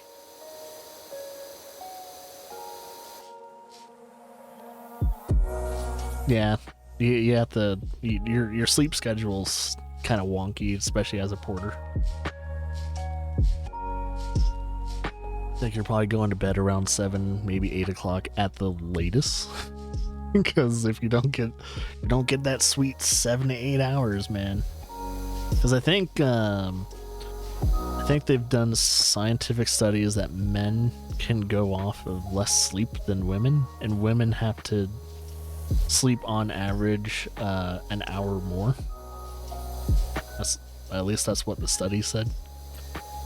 And it's like, yeah, it kind of makes sense.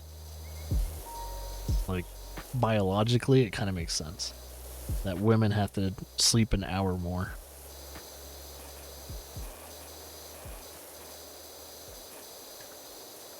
Come on, there we go. But the funny thing is, like,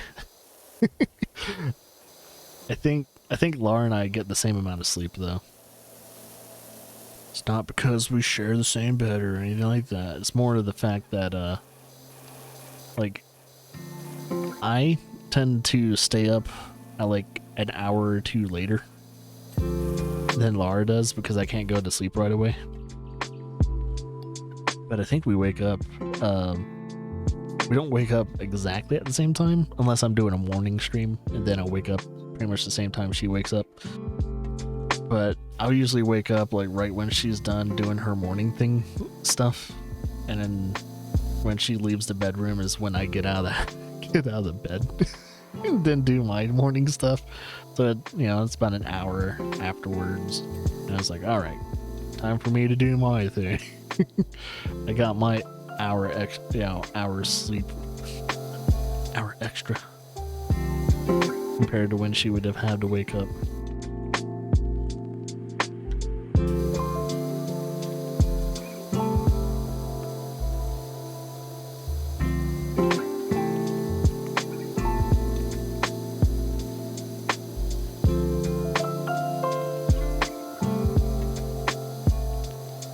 You know what? One thing, I'm going back to the AGDQ topic.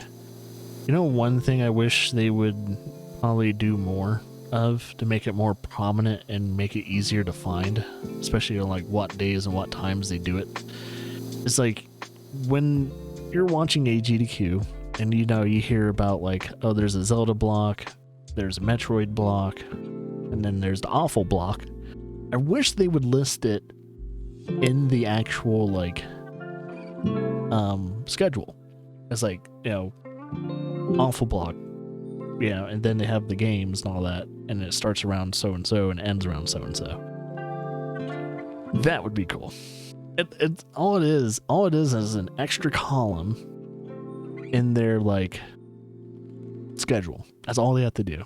It's not like they even have to change anything. Just a little bit more information, because and they also need to change when Awful Block starts, because I'm tired of staying up till like 3 or 4 o'clock every time they do it, because they start Awful Block like 12 or 1 o'clock at night every AGDQ, and I probably won't be able to do that next year.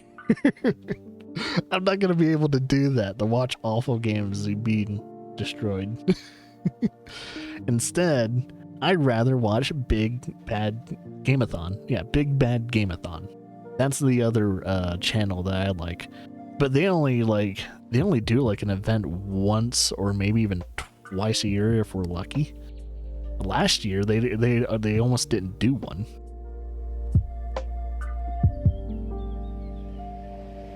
Yeah. So if you don't know what Big Bad Gameathon is, that's their own little. I don't even think it's a charity event they do. No, they don't think they even raise money. They just do like a speed run, like a weekend speed run marathon of just completely awful garbage games. And I am there for it. They don't do a whole week of it, but they do a really nice job. Like, I think their event is a little bit better too, because they don't have to be as family friendly. It's like, I'm actually becoming more of a fan of Big Bad Gameathon, and I've been kind of watching both of them as long as I have been.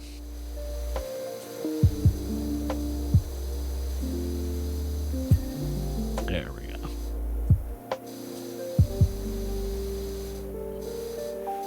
Yeah, I think I'm just slowly but surely getting less and less family friendly as I'm becoming more and more of a dad.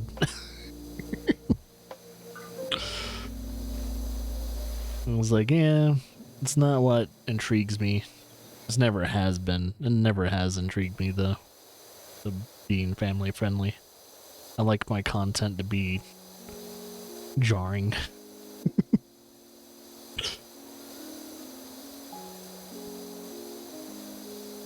It's like, no, we are not a Christian family household.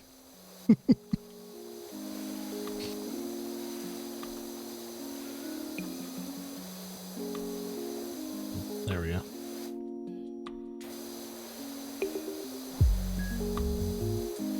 It's part of the main roof. That's why the bar is not going anywhere.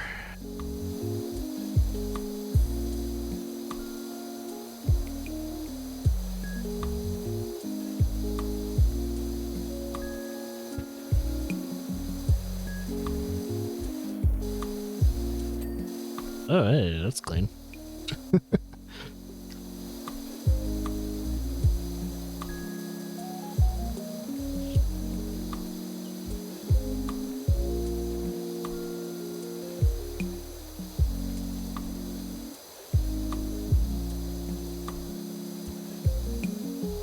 I could just do this. Like, fix my camera to this point and just kind of do this. That way I'm not, like, giving you guys motion sickness.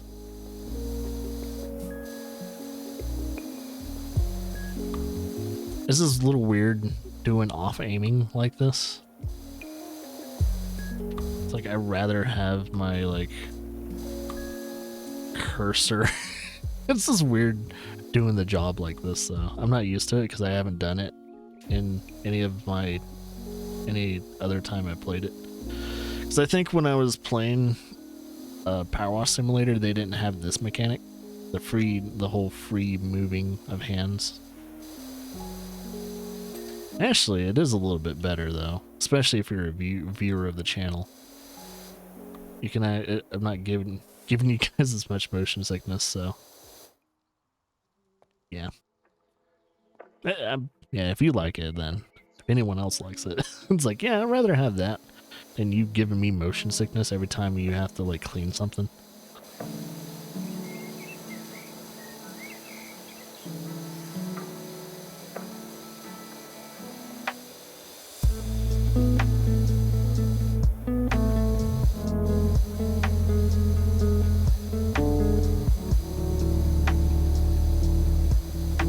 I am a little less accurate though when I'm doing this, because you know, there's no reticle or anything like that. I can't tell. I mean, at least it's a constant stream of water. It is a little harder to figure out if I'm like, yeah, that angle, man, it's really weird. I guess I should do this more often. It's less sickening even for me. I'm a person that usually doesn't get succumb to motion sickness, at least in video games. So I can't imagine like how it feels to see someone doing this constantly. Like, it's not a super fast motion, but I can see that being a motion that actually gets people sick though. So instead of the camera moving constantly like that, let's kind of do that.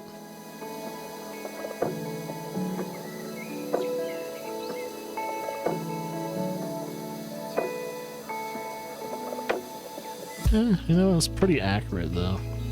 As long as you just kind of follow where your water's landing, you're pretty good.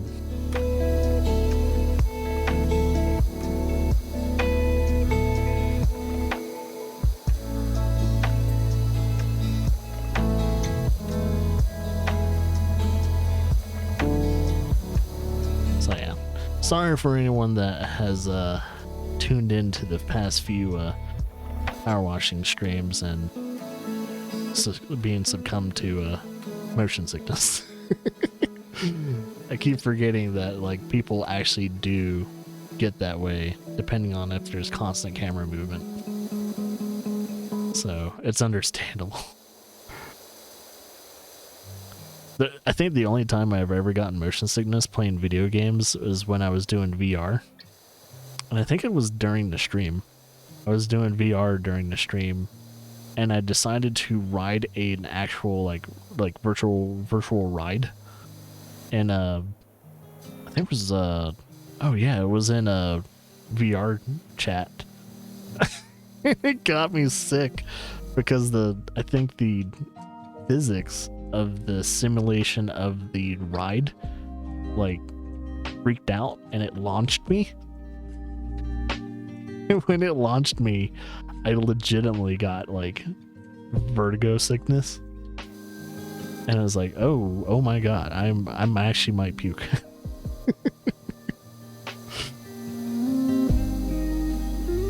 So that's a thing. And I'm a person that doesn't get succumbed to that stuff. It's usually I get sick with constant inertia, changing of inertia in like a car, for instance. Like if someone's very aggressive with their brakes and their gas, like those type of people that drive like that, I have a tendency to get car sickness. But if you're really good at driving, if you're really good at driving a car and all that, that's never going to be a problem. But if you're a person that's pretty mediocre at driving your vehicle, I'm going to get car sickness. Because if I feel the inertia and everything constantly, I start getting sick.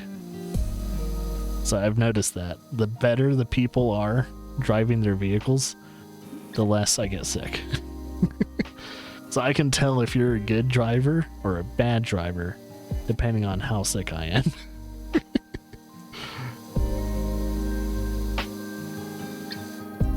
So if you're an aggressive driver, I can't be in your car. You gotta chauffeur me like a gentle, fragile, what do you call it? Equipment.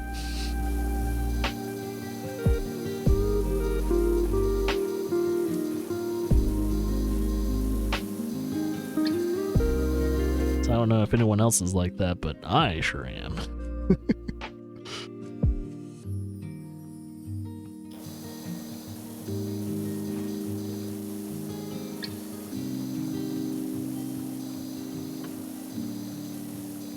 I think once I get used to doing a Power Wash simulator like this, it's not going to be as painful. Because right now, mechanically, this is really weird. But I'm starting to get used to it. So, it's not as bad as it felt when I started doing this. I have to move the camera though.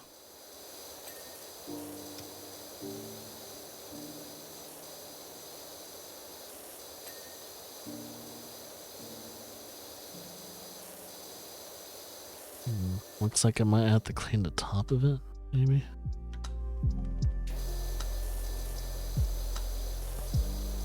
There. There we go. Is that clean? Oh, Windows is clean.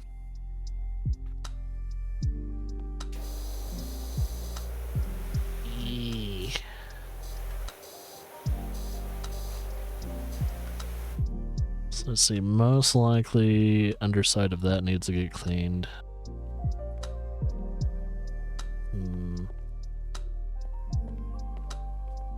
There we go. Whoa.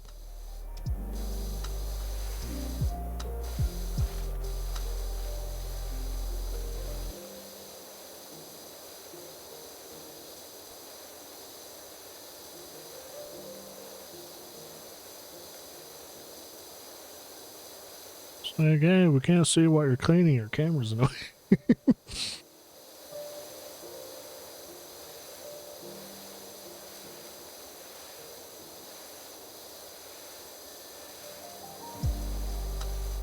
It's like, come on, Vince, don't give us that little tease.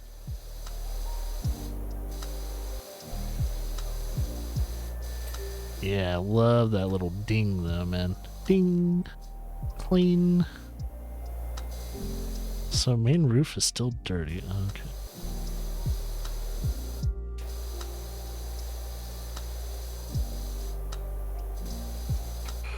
Alright. Trying to figure out. Still dirty when it comes to the main roof. Seriously? What else is there something else?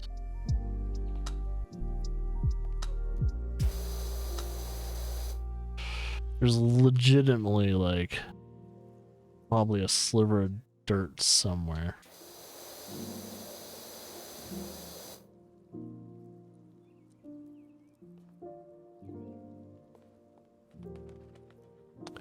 The thing is,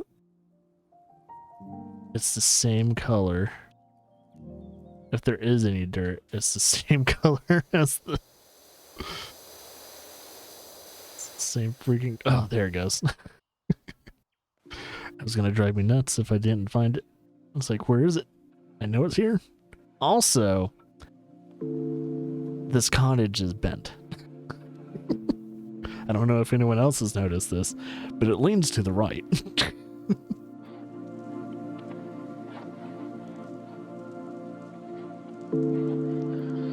So it's not a very straight, it's kind of a weird, cottage, huh? Also, this isn't a real chimney. How dare you?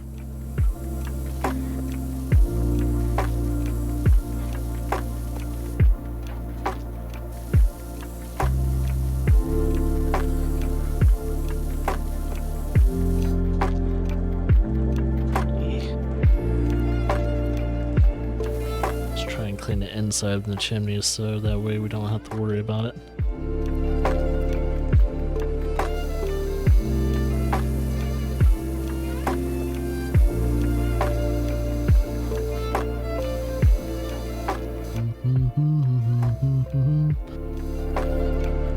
Okay. Now let's clean the side of the house.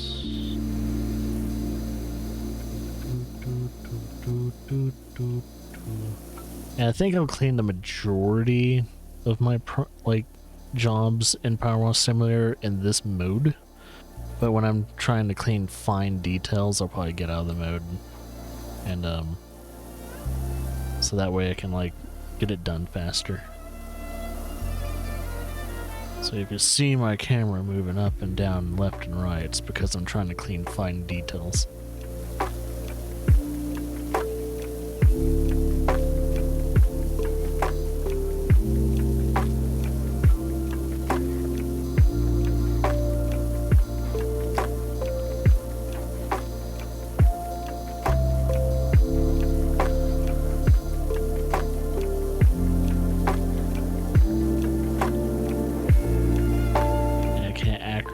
Clean in a very smooth pattern like this either.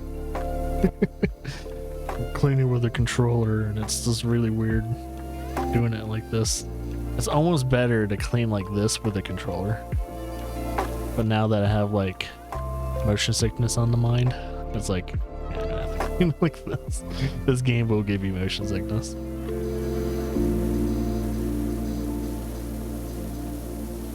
And it's probably a little bit more pleasant watching someone play PowerWash Simulator in this mode. There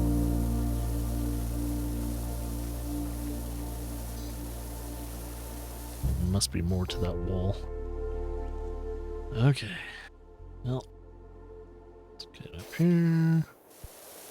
Also, is that like pink spray paint?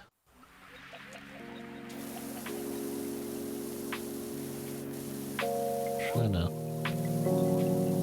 figure out if I should change my nozzle or not, because it's like really on there.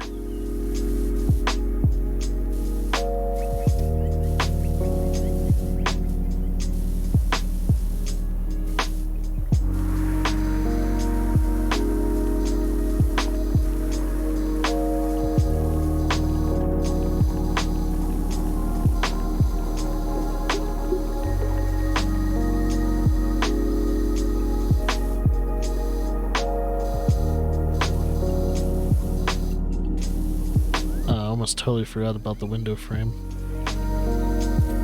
There we go.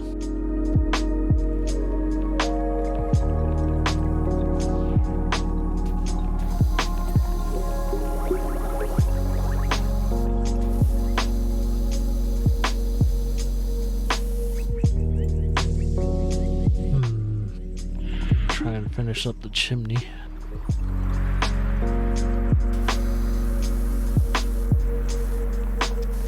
Yeah, like, why is there pink, like, spray paint? What in the actual, who did this? Who did? Also, I'm, like, looking at the sun and seeing how the water actually affects how the, that's actually a really cool detail. The water affects how the, sunlight is reaching the camera. That's really cool. I didn't notice that. I don't think I ever would have noticed that if I wasn't in this mode.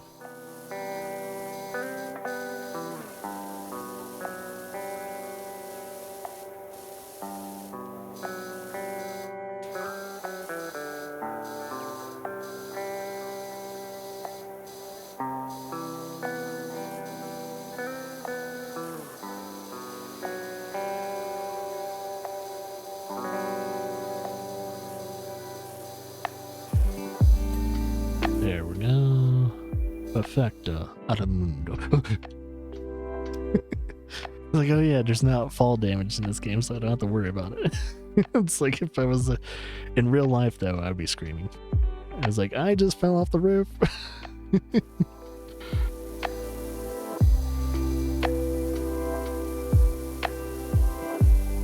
Yeah, I hate going on ladders and all that in real life. So yeah, in real life, do not get me near a ladder. Like, I don't know, I have a very weird relationship with heights. Like, I don't mind them, but depending on the situation, I do get vertigo real quickly. And that's not a fun, it is not a fun feeling getting vertigo.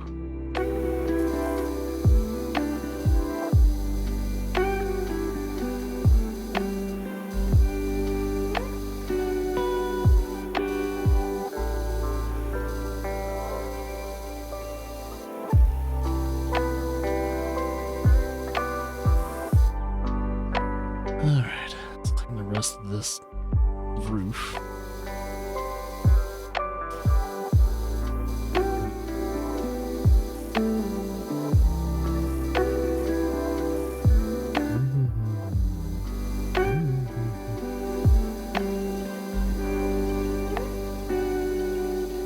That's gonna do this to me, huh?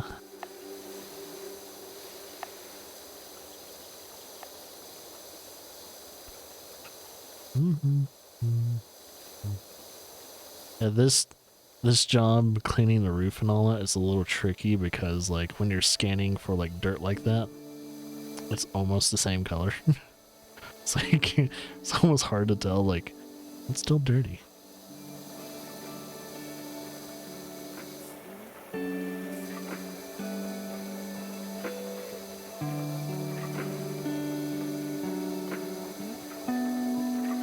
Thing is, I think my jobs are gonna take a lot longer if I'm in this mode though. Not gonna lie. So I'm less accurate cleaning this way. I mean, I don't know. I'd have to compare them face to face. Freaking Rhea. Rhea's starting again, I guess.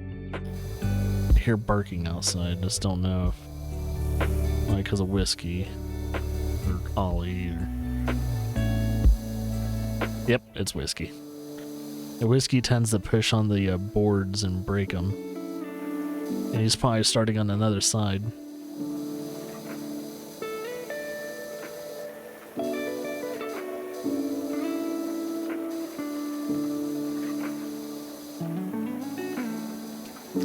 Dogs are just getting in trouble today. I might have to close it. So I think what I'm going to do is I'll be right back. I'm gonna close them off from outside for a bit.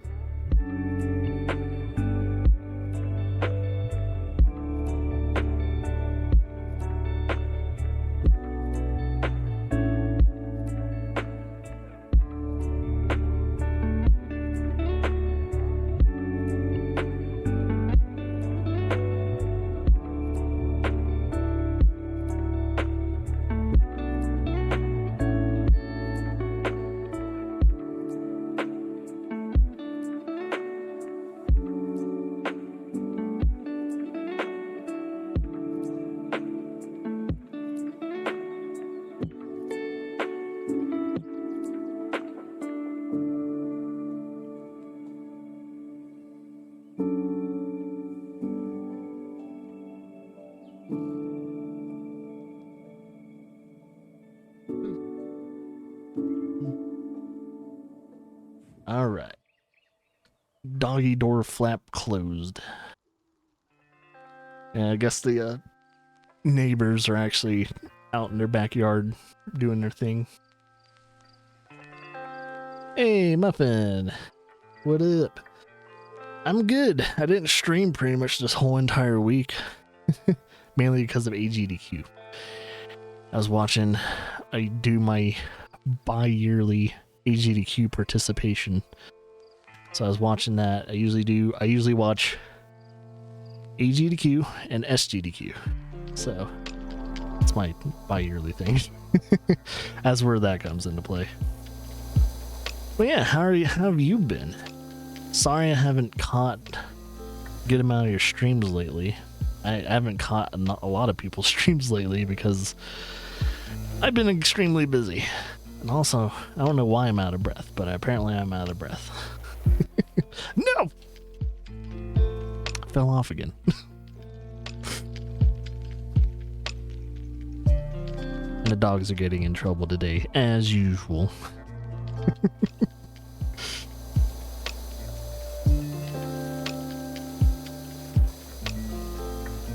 Barking at the neighbor's dogs, making holes in the fence.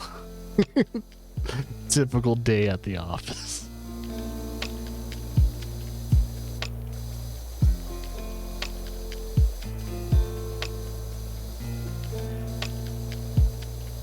Yeah, I need to. Since most people I follow tend to stream in the evening, and I'd stream during the morning / like afternoon. I have no excuse to not catch people's streams. So I should probably like actually attend more people's streams. I mean, you know, now that AGDQ and all that's done, I'm pretty good. Been good. Actually went to a show last night. It was really funny. A couple DJs playing some emo classics from the 90s and 2000, like early 2000s. What type of show? I'm you know, with DJs and all that, I'm assuming music based. But it was like, was it some type of event or like a local thing? Hey, and there's General. Man, all you guys coming in just before the normal work week begins.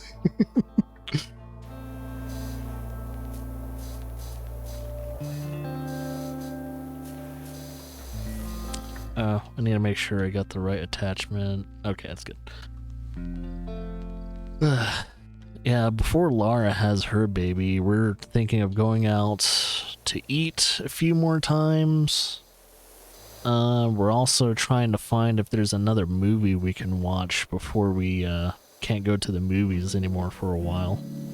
Because I think for the rest of this year and probably the beginning of next year, at least for a while, we were not going to be able to go out and like go to the movies and all that. Or at least for a bit. At least until Lara's done nursing. So, yeah, because we don't have too many things. Oh, yeah, she's due, I don't know, I don't remember the exact date, but she's due somewhere kind of like early February, so next month. So I and Lara will pretty much be on maternity leave when that happens. So you won't see me on Twitch, at least streaming, for a while. So I'll probably be gone for like at least a good month or two, taking care of the babies. Baby, not plural. We're not having twinsies. Apparently I'm pregnant too. No, that's the thing though. Like, husbands go on maternity leave too. They have to take care of their kid. Even though I don't really have a job that does that. How was my weekend? It was good. It was pretty much the same as my week. I didn't stream. I was enjoying AGDQ, which AGDQ finished last night. So I was happy there. Technically early this morning. Because, let's be honest, they don't end until it ends. And I was enjoying that for a bit.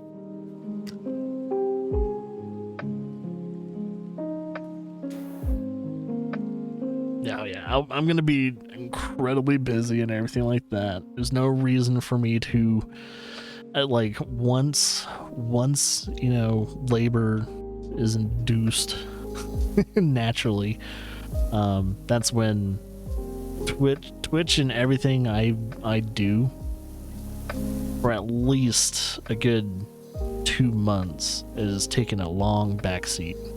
It's like, I'm not gonna be gone forever, but it's gonna be one of those things where, one, I gotta get used to being a dad of an infant, and then two, I'm gonna have to start getting ready for like a whole new schedule. This is gonna be very interesting. It's like, am I gonna be a night streamer? Am I gonna be a day streamer? It depends. I think once our kid gets to the toddler age, it might be best for me to maybe stream at night. I don't know. And then have my day like free to, you know, spend time with her. I don't know. Yeah, juggling, streaming, and being a parent, there's plenty of people that do it. But, that's gonna be a wild ride. I'll have to figure it all out. Yes, we are having a girl.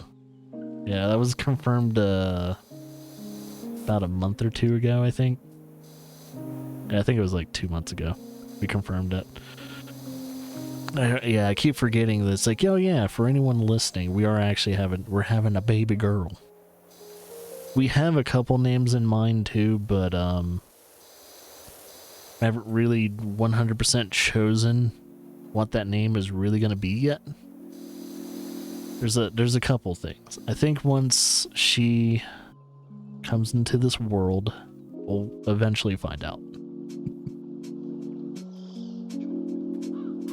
It's like, I think once Laura and I like legitimately see her for the first time, we'll probably know the name.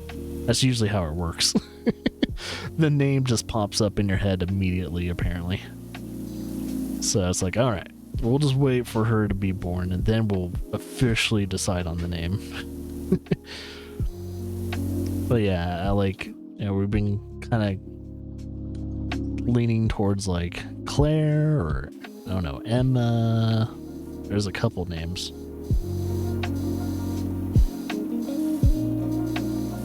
Yeah, Laura's sister just had a baby a few days ago.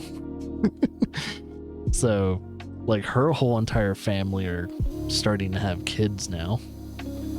And, we just made our first, or about to make our first. It's still in the oven. Still in the oven, still brewing. Not quite there yet. It's got a few more weeks of baking before that happens. Oh yeah, we still have that factor thing.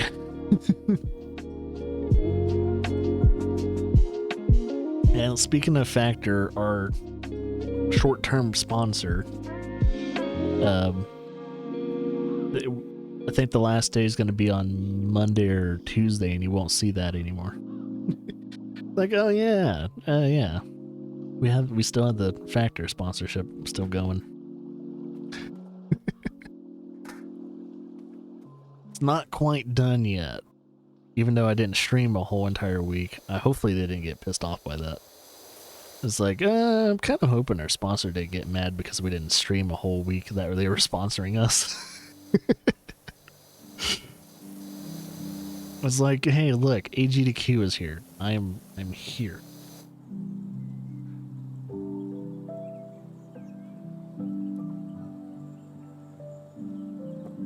Yeah, I think that's how most people are when it comes to like naming their kid. It's like they'll have like either a list of names or something like that, and then when the baby's born, a name out of the blue just comes out of nowhere that wasn't even on the list. But they'll use that instead.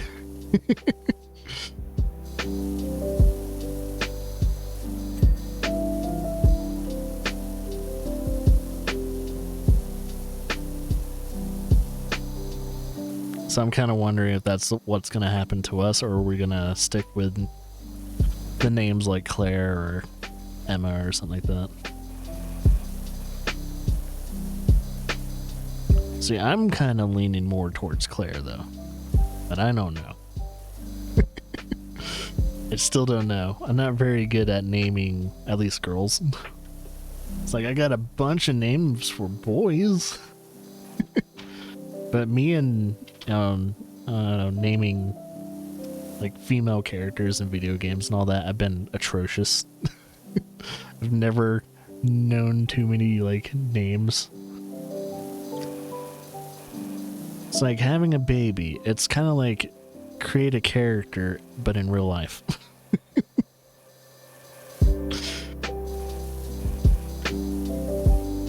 And you don't get to choose the attributes, sadly. And you don't have direct control over the character.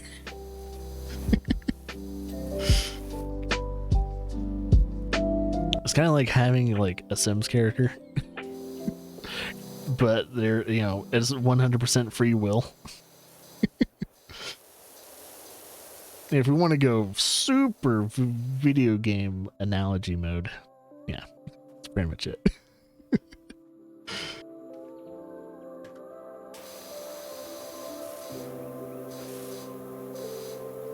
Yeah, just all the points go into strength, not intelligence, not charisma. Not luck. I mean, if you're going the Fallout 4 route, you put all points into strength and luck.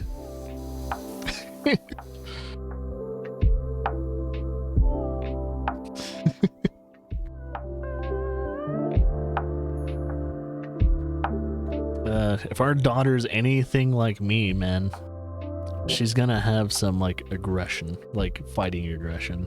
So, because I've done cage fight, like cage fighting, and I've done boxing and martial arts and everything in my life. So I'm kind of wondering if she'll have any kind of natural inclination to want to do that. Because most likely I'll introduce her to boxing and mixed martial arts.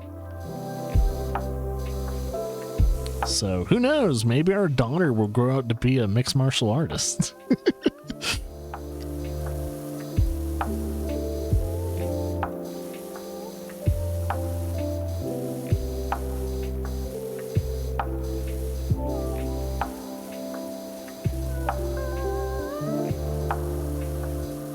That'd be funny though. She turns out to be something we never expected her to be. Like, well, good for you. I'm gonna be one of those parents where it's like, I don't totally agree with your career choice, but good on you. You did it. You did it, daughter.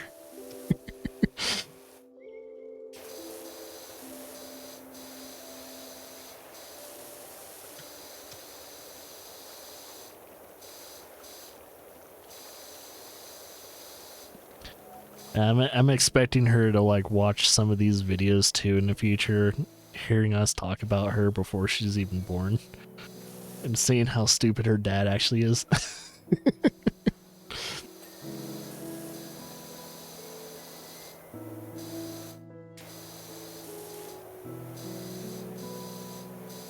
Yeah, it's gonna be. She's gonna have like cannon fodder for me even before she moves out.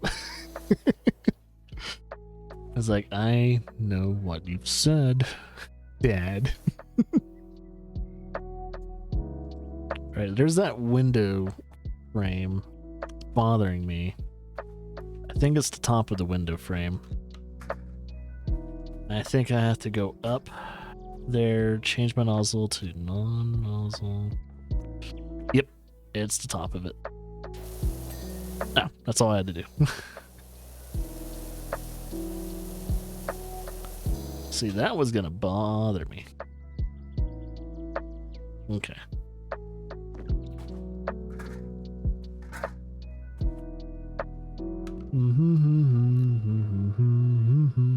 Alright, let's clean the rest of this wall. Let's change the camera up. 1 second.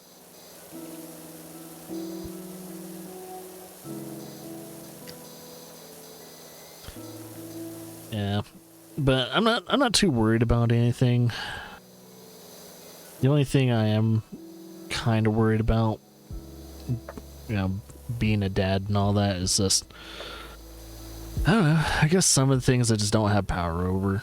You know, I think Laura and I have really bad eyesight, so there's a high possibility that our daughter's gonna have really bad eyesight because it's genetic. Like, most of our family members have pretty crappy eyesight. Like, all of her siblings are pretty good eyesight wise. I don't think most of them don't need to wear glasses or contacts, but she does have a few of her siblings that have to have, you know, prescriptions. But you know, with me, my mom, I have really bad eyesight, so that is a genetic quality that our daughter might strongly share between both of us. It's like, I am so sorry we gave you really bad eyesight. I wish we could have done something about it, but that's genetics, man. It sucks. I can't see. There we go. So window frames clean.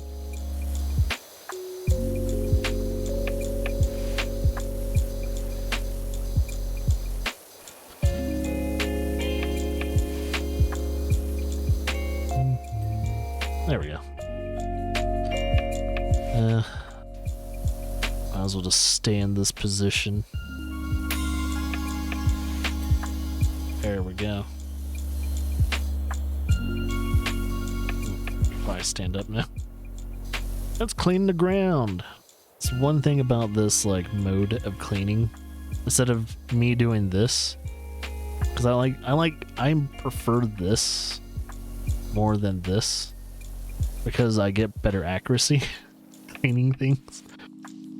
But I've kind of come to the conclusion that if I don't do this and I start doing this, everyone that's watching is going to get motion sickness.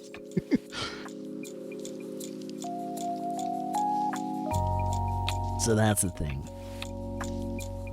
But yeah, I'm excited for the rest of the people I know that also start having kids eventually. I don't know if people like Mega, Zombie, or General ever plan on having kids in the future, but if they do, I'm here for it. I'm here to talk about parent things in the future.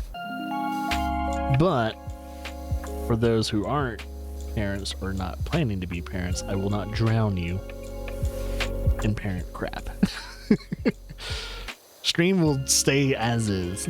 It's not gonna become like, I'll probably talk about our daughter here and there at times, but it's not gonna be the main it's not gonna be the main focus.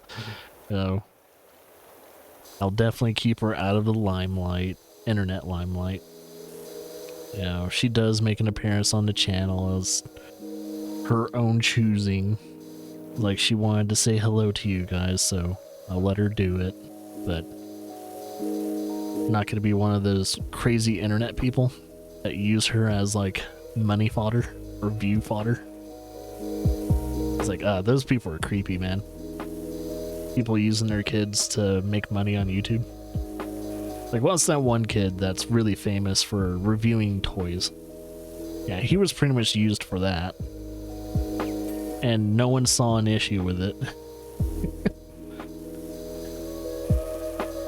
Like, apparently the parents make millions upon millions upon millions of dollars because the kid is, like, insanely popular on YouTube for just reviewing toys. It's like, this is wild.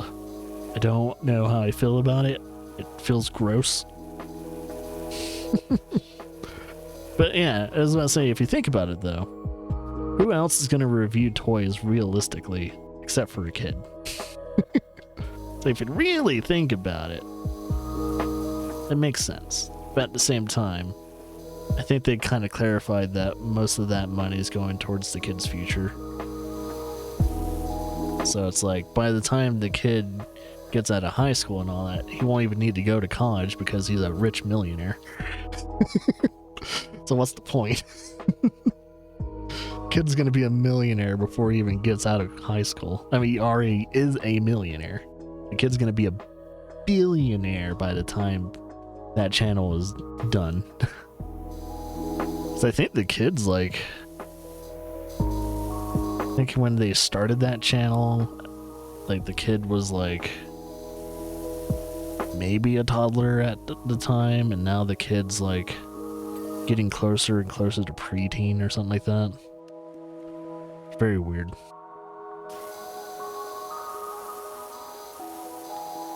So I don't know, it's weird. The money is apparently definitely where, like, family friendly values are. That's where the money is. But at the same time, it's like, I'm never gonna be family friendly. Never. You can screw yourself.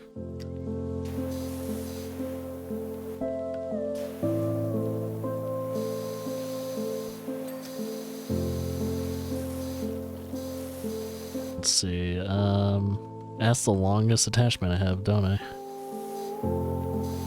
Should have the longer attachment so I can clean this better, but actually, let's not be stupid and use the ladder. I have a ladder. I should probably use it so I can get up there a little closer and clean a little bit more efficiently.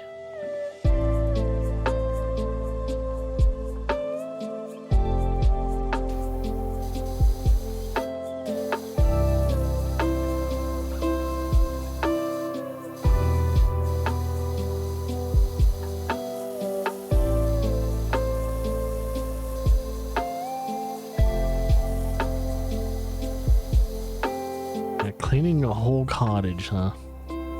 That's how we're gonna spend our Sunday.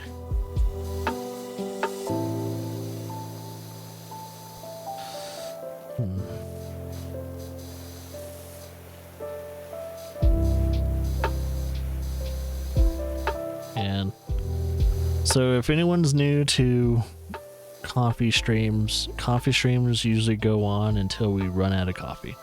Speaking of, still got a little bit more coffee. So yeah, that's pretty much how coffee streams run. That's pretty much our goal, is to finish coffee. But also still stream during the morning/day.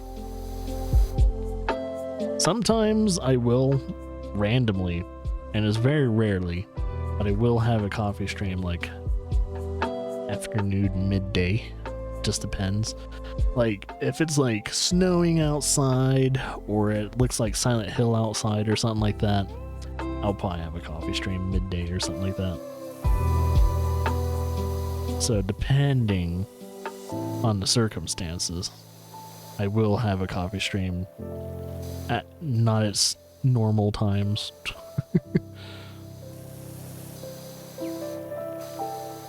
It's very rare though.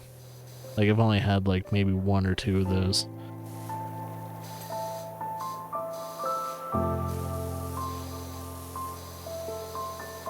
I don't know why I'm still in the ladder. Nope. Right, there we go. Put the ladder there for now. Still need to clean the side of that though. It's one thing that didn't help.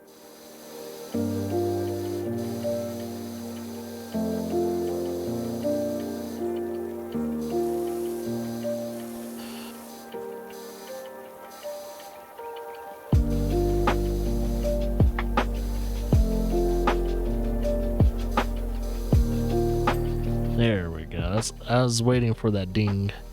Bing. Ding. Alright, now let's actually clean this. The wall. Might have to get the ladder again to clean. I didn't even think about that. When I was up on the ladder, I could have cleaned the windowsill and everything, and I didn't do it.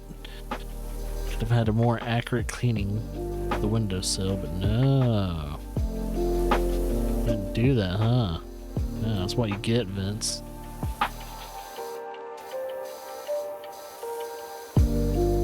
What else is still dirty on a wood frame?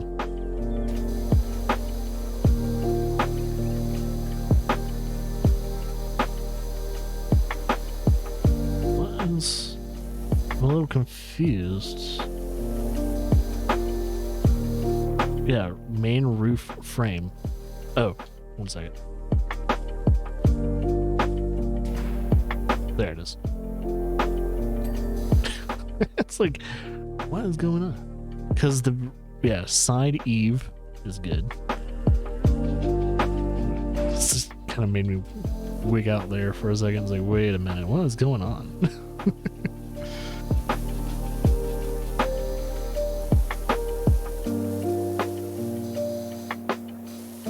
For all you guys that have stuck with this channel for all these years to pretty much see Laura and I early on in our relationship to getting married to now having a kid, it's gotta be weird, huh?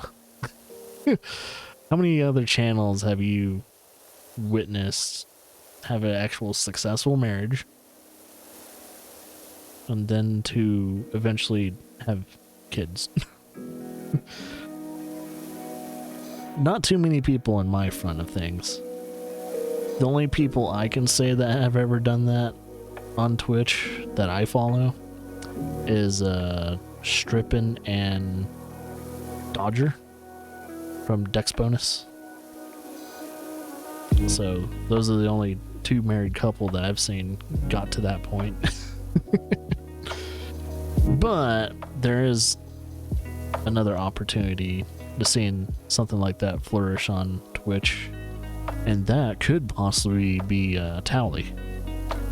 Because Towley and Lulaboo finally got engaged after so many years of being together.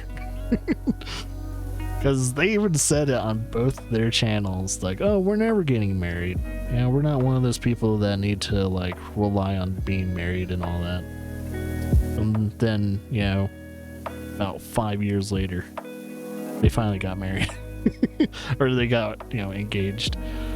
So, I thought that was kind of funny. It's like, yeah, that's how it is.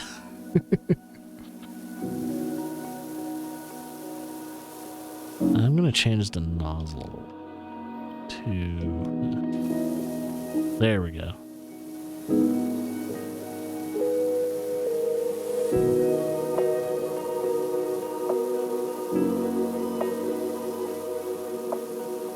Man, I get to erase someone's art.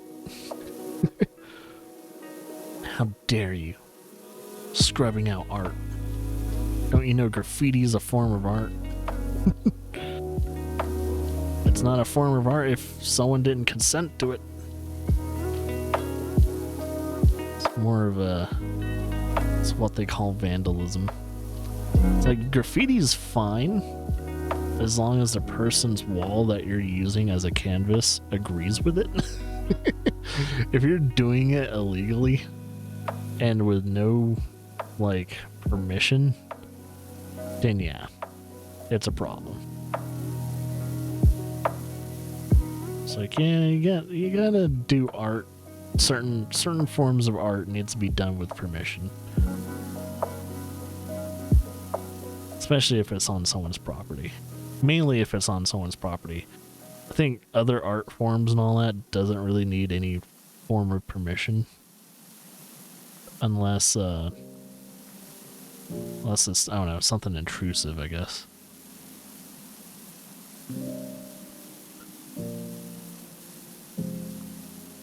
It's gonna ding eventually, I promise you.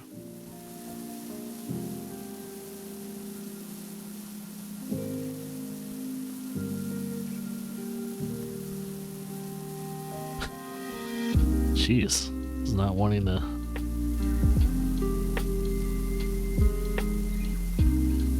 Man, they really want me to clean this wall, huh? What else is on the wall? Oh, I think I know what. It's in between the windowsill, probably. I'm gonna change my nozzle to 15. Change this to none. Get out of this mode. Go here. Go here. I need to clean this anyway. But yeah, there's the rest of that dirt that they want me to clean. I thought so.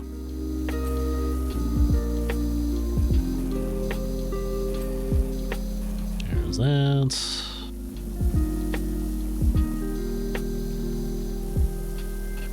Alright, this window frame should be dinging soon. I'm gonna have to clean the other side probably. Yep, I have to move the ladder. And then, yep, this side.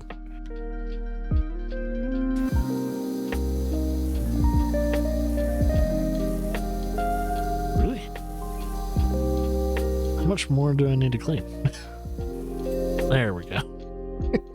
It's like, you gotta be kidding me. There we go.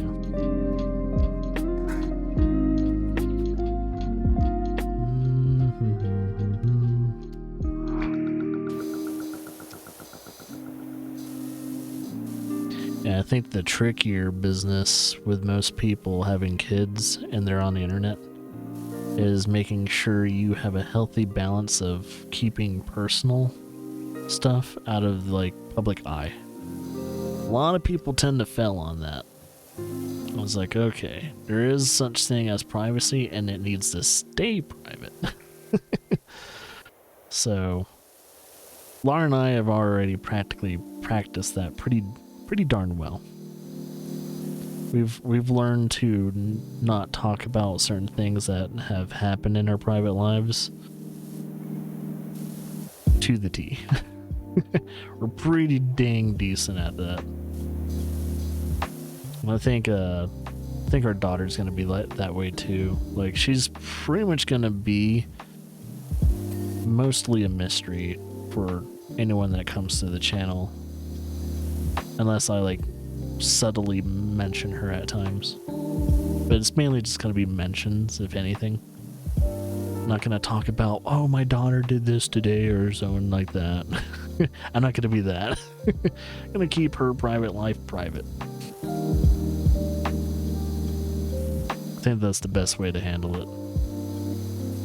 So even though, like, I'll probably be one of those people that want to share, like, maybe if anything, like, if she like joins like softball or something like that, and she's hit like 2 or 3 home runs, I'm gonna have to share that.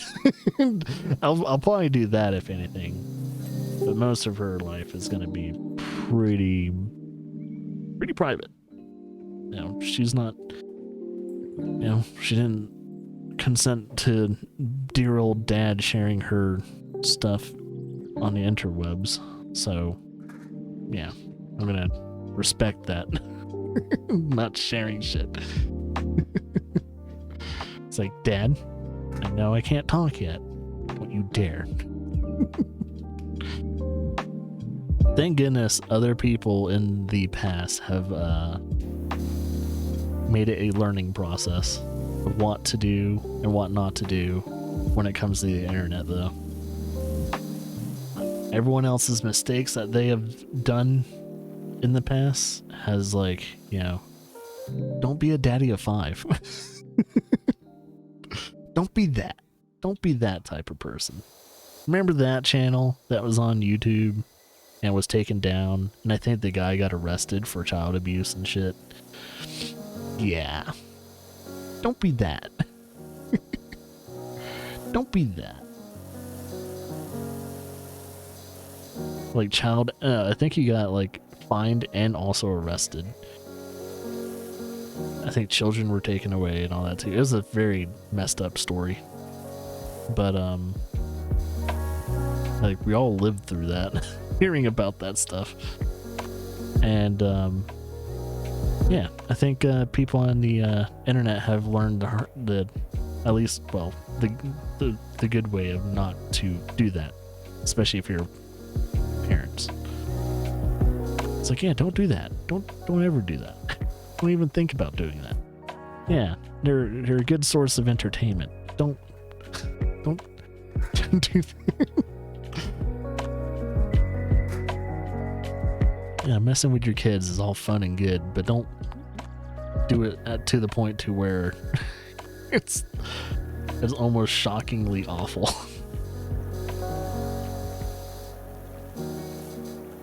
Yeah, I can see Laura and I, though. We're gonna spoil our kid more than anything, which is gonna be a problem. I already know spoiling kids is not the way to do. You know, but I can see both her grandmas spoiling her, most of her family members spoiling her. Oh boy. I don't think I ever talked about this on stream, but Laura and I actually plan on having at least a maximum of 3 kids. So depending on how we feel after this one's born, there's a possibility of 2 more coming. Just depends on how life is treating us afterwards. We'll wait like maybe a year and we'll decide. So yeah, our oldest kid is going to be a girl. And then if our second or third kid are boys, it's going to be a very interesting, like, combination. Because usually the older sister tends to be very bossy, very controlling, no matter what the family, like, it almost seems like it doesn't matter what the family is. But if you have an older older boy in the family and a younger sister, they tend to, they can be either slightly bullyish, but at the same time protectors of the sister. It's very interesting combinations of like family dynamics. Guess it just depends on their relationship. I don't know if any of you guys have siblings. I know Mega has a sibling, but I don't know if any of you guys has siblings. I was an only child. Lara is a family of 9. She has the biggest family from what I know in the internet. Like everyone that I follow, everyone that I talk to on the internet, no one has as big of a family as Lara's had.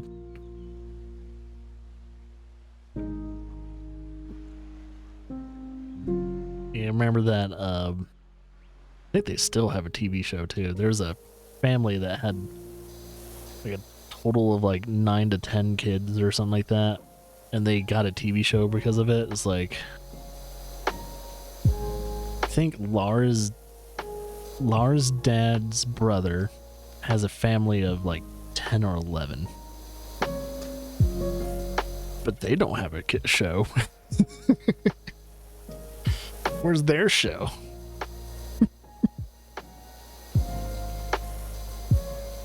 Yeah, I don't think I could ever have the amount of kids that Lara's parents had.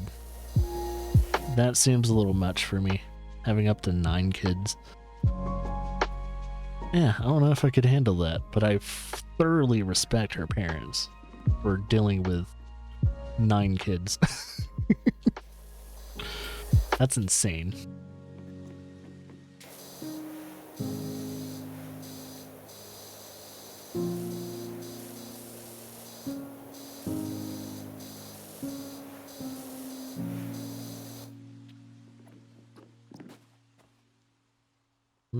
I have to get out of this mode, I think.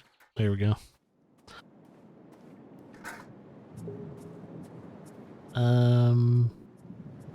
Oh man. Wait. I could probably just clean a window frame like this. So I think I just have to hit it in certain angles, yeah. So window and window frame is clean.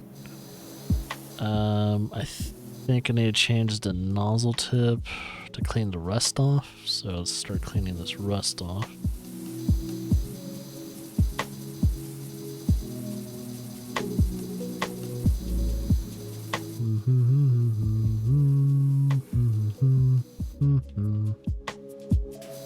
It's gonna be fun trying to make this ding. Is it gonna ding? I don't know.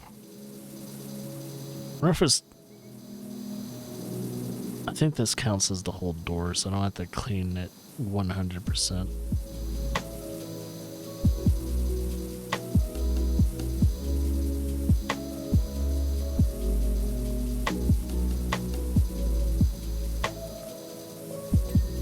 There we go. There we go.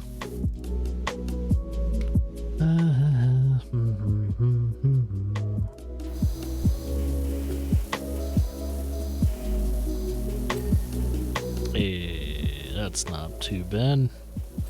That's not too bad.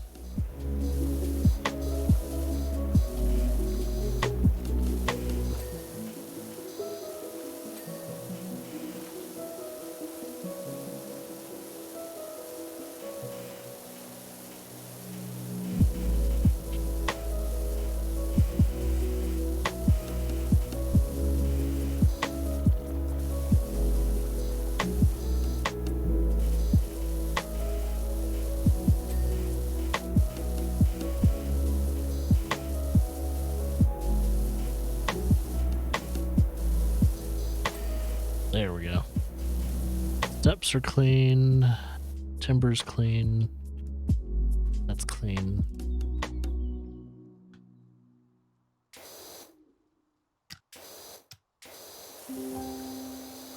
So, off to different topics to talk about while I'm waiting for the coffee to be eventually done and stream to be done. What games are coming out this month that I should be excited about that I don't know about? That's the thing. I know the new Dead Space remake is coming out real freaking soon. And Monster Hunter Rise for the other consoles are coming out, which we already have scheduled. That's going to be on Thursday. So we'll be playing Monster Hunter Rise. I know I am slightly interested, not fully interested, but I am slightly interested in Forspoken? Yeah, Forspoken. Which is the Square Enix new IP that could be good or bad depending. We don't know too much information about it, so except for like the demo that was out and the trailers. But when it comes to the rest of the game, we don't know if it's going to be a boring slog or it's going to be super really rich story with really cool combat and like movement mechanics and everything. We don't know any of that, sadly. So Forspoken's one of those, like, if it is really good, I have a feeling a lot of people are going to sleep on that game. And if it's really bad, then I don't think a lot of people are going to be hurt by that. 'Cause I don't know. I don't think Forspoken is actually going to do as well as Square Enix wants it to do. But they are pushing the marketing for that game pretty hard. Like the marketing for Forspoken's actually done really decently. Like they made sure you knew about Forspoken. It's like, look, we're Square Enix, we can slap a bunch of money on advertisement for this game as much as we can and not hurt us at all. And that's what they did. They advertised that game to no end. And it is always a little bit of a big gamble making a new IP, especially for a big company like Square Enix and all that. You're spending a couple $1 million making sure that it might be the next like Final Fantasy or something, which that's never going to be the case. There's no such thing as the next Final Fantasy. Final Fantasy is the next Final Fantasy. Every title is the next Final Fantasy. But speaking of Final Fantasy, there's one at least now, assumingly coming this year, unless they push it back. It's Final Fantasy 16. That's probably my biggest game this year. I cannot wait for that game. I'm loving everything about it. I'm loving the combat system because it's pretty much similar to Final Fantasy 15 and Final Fantasy 7 Remake. I think it's a little bit of both. So I am excited about that. Can't wait for that to be a part of me and the channel for the foreseeable futures, depending on how long the game is. I'm kind of hoping it's as difficult, at least beginning-wise, of getting into the game as Final Fantasy 7 Remake. This Final Fantasy 7 Remake, man, they gave you just every battle, especially when it came to like a major battle, always felt like you're just like inches away from like failing the fight. And it made it intense in a very, very good way. I'm kind of hoping to see more of that for Final Fantasy, Final Fantasy 16. I can't wait to see if they give you that same feeling of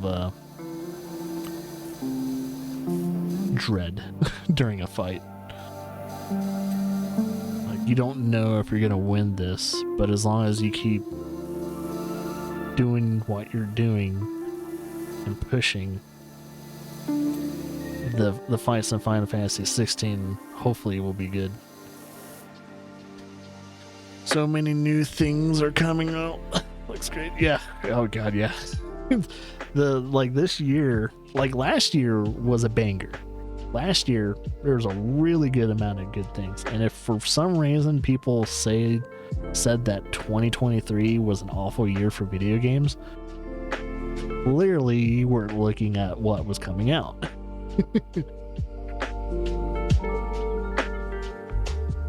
There's at least a game, at least 2 or 3 games for every single person this year that had different taste in everything. And I think this year is no different. This year, I think there's even more games coming out. I just gotta kind of make a list of all the games that are slated to come out this year. But like these 2 months in general, like we have Monster Hunter Rise for the other consoles. We have Wulong. We have like there's a couple games. What was that one game? I know I have the list, but there's 2 games coming out next month that are supposed to be giant. Atomic Heart. That's another game that I think a lot of us have been keeping a close eye on, because it was a game that a lot of people got a lot of BioShock vibes to it, but it's also a lot weirder than BioShock. It's more, it's definitely Russian, Ukrainian influence when it comes to the culture and I think it's one of those games where you have to play it in Russian to get the full experience. But I'll see if the English. I think the English voice actors in Atomic Heart actually are pretty good voice actors, or at least whoever the lineup is. Like I think they're really well known. I gotta look into it. Yes. Okay. This might sound extremely what do you call it, controversial, but yes, I am probably, if the game's good, only if the game's good, I'm going to be playing Hogwarts Legacy. Yes, I'm going to go against the public opinion and say, if just like Bayonetta 3, even though Bayonetta 3, the news that we got was false, I'm probably gonna play. I'm definitely heavily gonna play Bayonetta 3 sometime in the future. Thank God the controversial stuff about that was false. I'm stuck. But with Harry Potter and the whole J.K. Rowling thing, controversy about that, it's not gonna stop me from enjoying Harry Potter. It's like, screw that.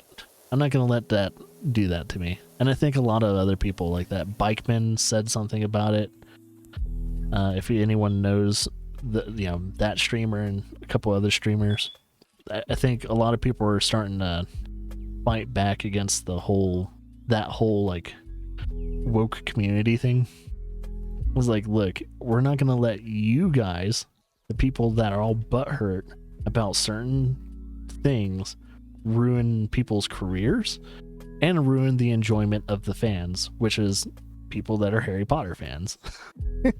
We're gonna play Harry Potter, so screw you. You can complain somewhere else. I want to enjoy Hogwarts Legacy. Freaking Simon Pegg. Simon Pegg. He's voice acting in the game.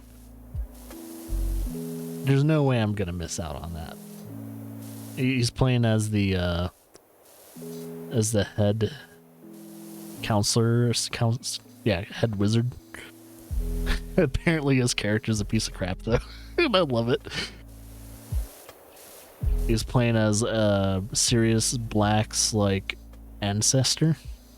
So that's gonna be very interesting.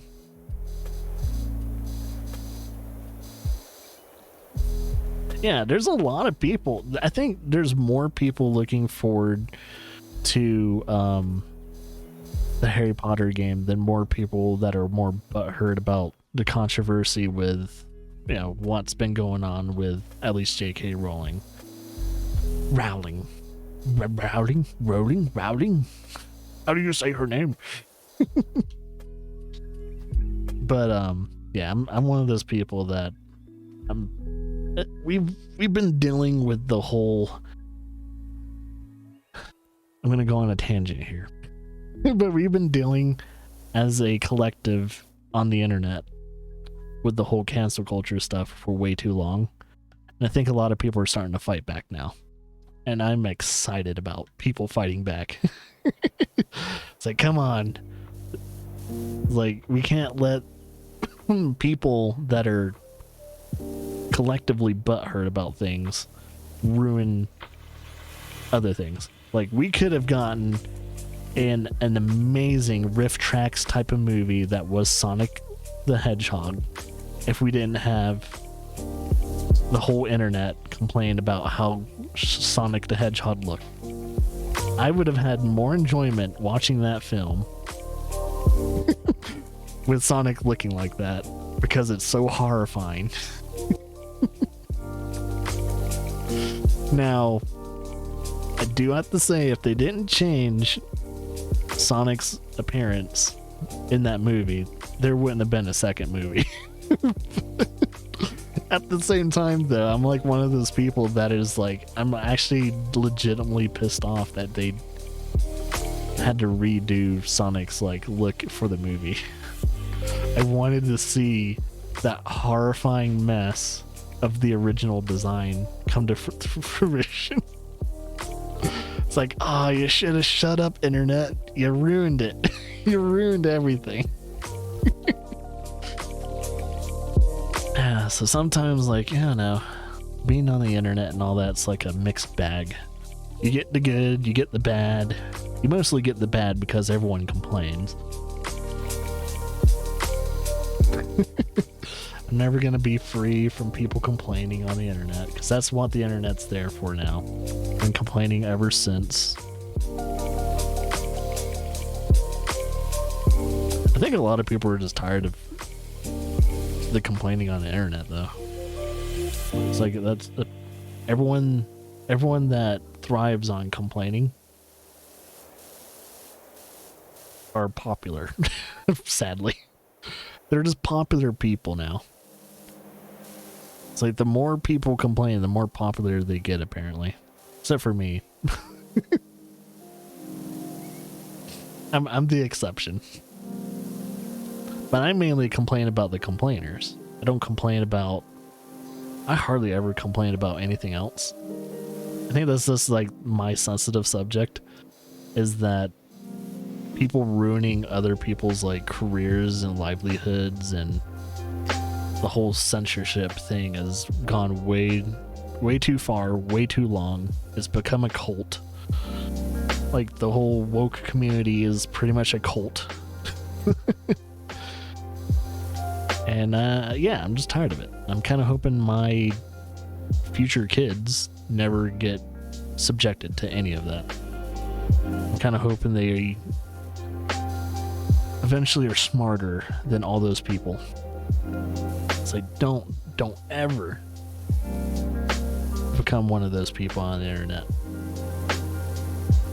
It's like, yeah, I will never disown any one of my kids, but I will get sure damn close if they become one of those tyrants on the internet. It's like, I might have to disown you, daughter. Don't ever become one of those people. But yeah, I would never get to that. People, I never got the whole disowning of a child. It's like, who in the actual heck came up with that idea? It's like, how is that a thing? Disowning of kids. Can you do that legally? I don't think you can. I mean, this is weird. It's like child abandonment. I mean, usually that happens when the kid's already an adult and they've done something horrible, or something that the parents do not agree with 100%. So that tends to be the case. But yeah, I never got the whole disowning of a kid. It's like, that's such a weird concept. Such a medieval concept. And yet it still happens. I've actually talked to a bunch of people that have been disowned by their parents. And I was like, that's still a thing? How? And it's not like it's legal on paper that you're not their kid anymore.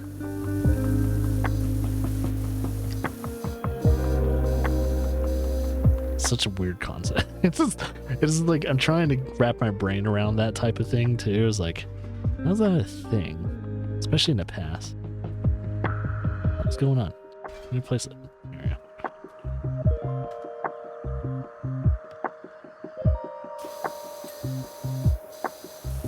Yeah, most of the people that have to deal with that is the LGBTQ community. Like, I think that's pretty much where most of the people I've talked to still deal with that stuff. I was like, yeah, okay, I can kind of see where it still exists. I think Laura and I have somewhat talked about this too. It's like, no, we don't have a problem. Like, whatever way they're gonna be swinging in the future one day, not our business. Not our business. You do you, daughter.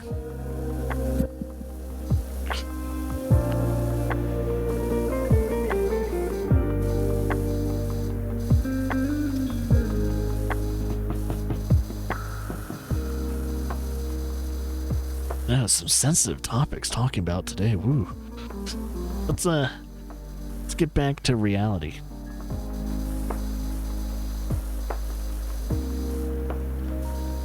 But yeah, video games.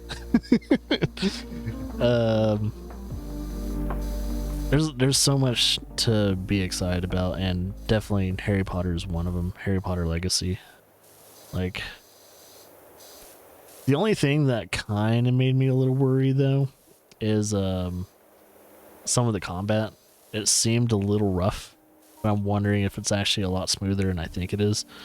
Because when they were showing off the combat during this Summer Games Fest and all that, I was a little turned off by it a little bit. But I was also the same way when it came to like God of War. When God of War was first shown, it's like I didn't know if I liked that style of combat, especially the camera and the flow of that combat. I was like, doesn't look that appealing. And then we got God of War, one day, because we didn't get it like right when it came out, because we were still hesitant on getting God of War. And yeah, Lord and behold, it's like now one of my favorite current franchises, especially after God of War Ragnarok. Oh boy.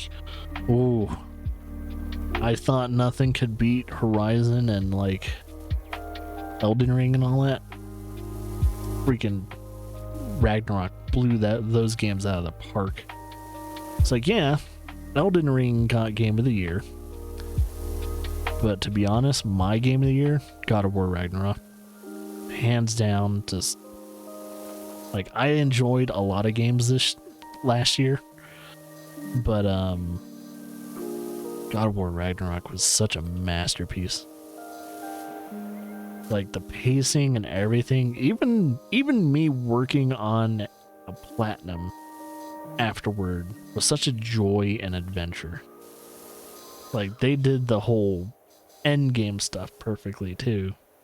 So I was very surprised about that. So, yeah, that's the way you do an action adventure game. Is do it in the style of God of War Ragnarok, man. It's like, it makes you feel like you're in this epic story masterpiece, and they do it so well. The Game Awards were fun to watch. I was happy that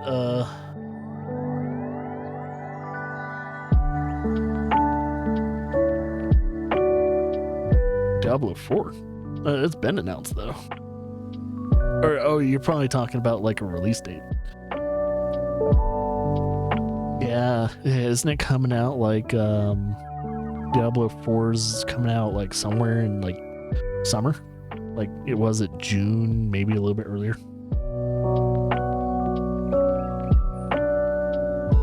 Yeah, the release date.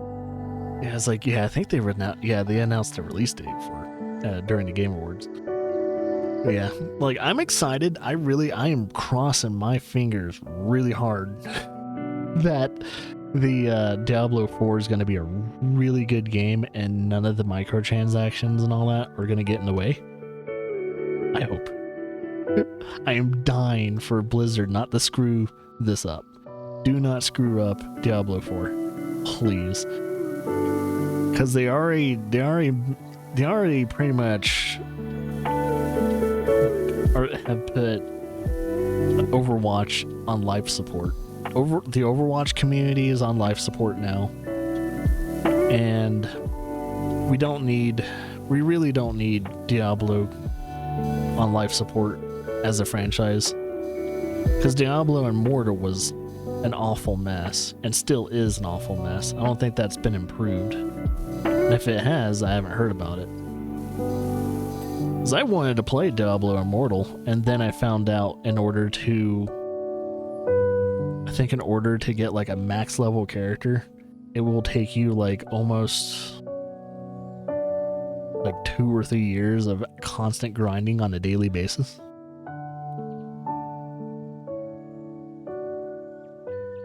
And if you wanted the best gear in the whole entire game, it would cost you almost $5,000.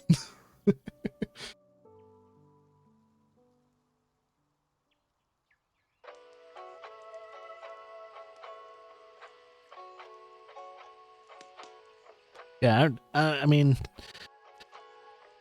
it could go either way with Diablo 4. I'm going to try and stay extremely positive with Diablo 4 though, because I'm a fan of the series. Same thing with anything that Bethesda, first party Bethesda games come out.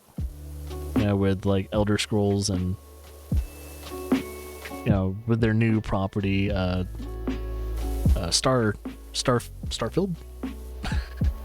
I already forgot the game. I think it's Starfield. Yeah.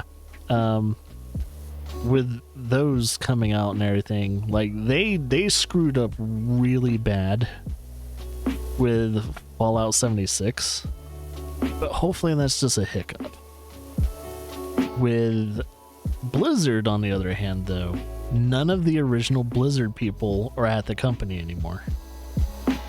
So we don't know if anything coming out in the future with Blizzard is going to be good.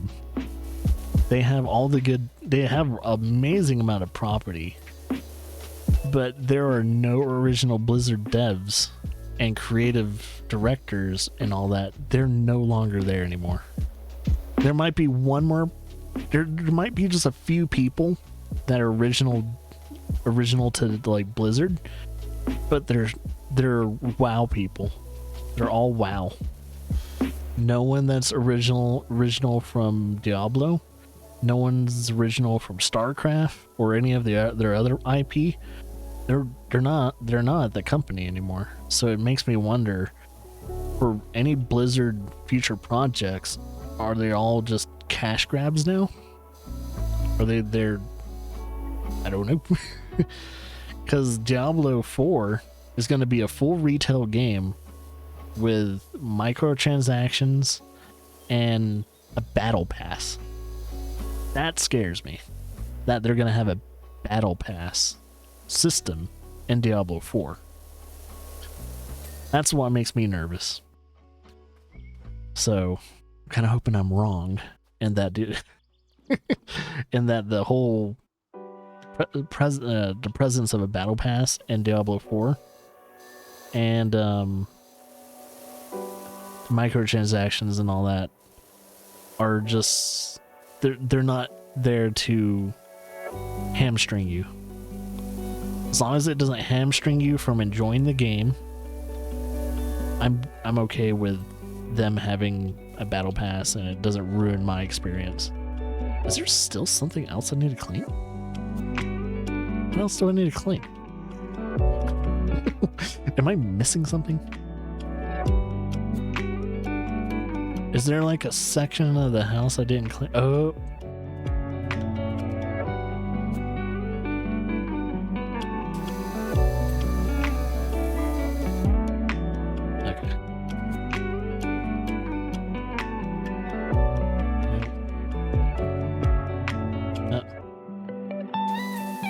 Okay. Wait, this little post here is still dirty?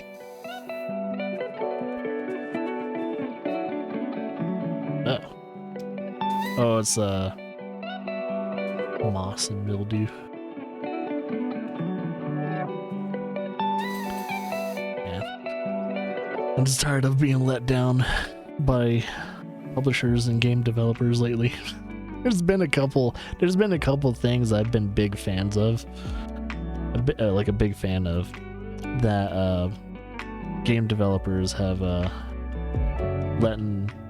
let publishers ruin, but they don't really have say in it, do they?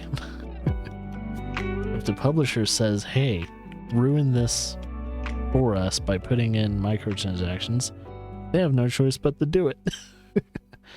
So timber frames. This is timber pillar, timber roof frame. Timber frame. Oh, wait. Found one.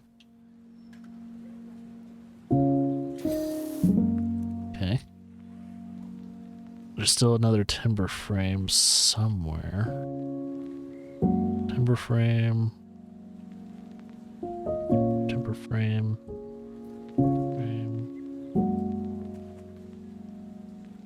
Trying to figure out which timber frame is dirty. Timber frame. Oh, there it is. There we go. And a side eave, which is one of these. So which side eave is dirty? Is it this one? Oh, it's this one. Oh. There we go. Side eave is clean. Oh, no. Oh, okay. Cool. It's just this. Sweet. There's our time lapse.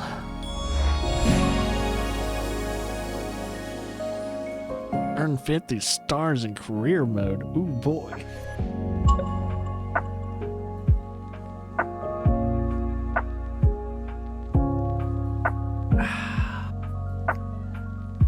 So good. Well, let's see. The skate park's gonna take too long. The fire station's definitely gonna take a long time. I'm gonna see if there's any like quick special ones I could do. There's a rover mini golf course. Oh god, no. Steam locomotive, that's gonna take too long, and the gnome fountain's gonna take too long. Maybe the Mars rover. I'll do that one. I'll talk about a few more things before I end the stream for today. But just a nice little friendly reminder to you guys, especially if you just joined us not too long ago. We are starting back up our playthroughs starting tomorrow. I'm giving Skyrim, speaking of Bethesda, we're giving Skyrim a second go because we tried to do a playthrough of that game in the past. But when we were doing our playthrough, our save file got corrupted. And that was horrifying. So we're kind of hoping that that doesn't happen again.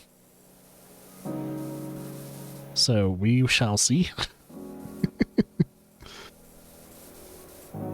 So yeah, pray for us that we, you know, our playthrough of Skyrim doesn't get corrupted. Oh yeah, I think we do get paid for this. Also, this doesn't make any sense. Power washing something on Mars. I was like, wait a minute. I mean, I guess it could work. But I think it's too cold. I think it's still a little too cold. Like, if too much moisture gets on this rover, it just freezes. So I'm pretty sure Mars climate is way too cold. I'm gonna do this. I'm gonna go old school and just rock back and forth.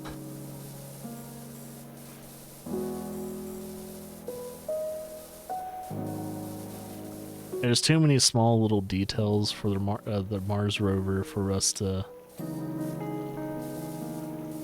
do it in that mode.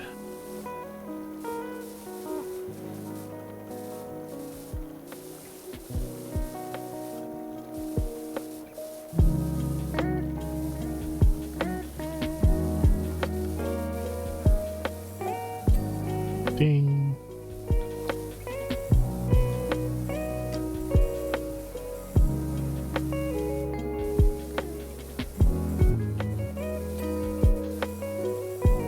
Wonder if I have to clean that drone. I don't think I do. So am I gonna have to clean the drone too? So I don't think I'm gonna have to clean the drone, but you never know. Imagine having to power wash something that's moving. Game changer.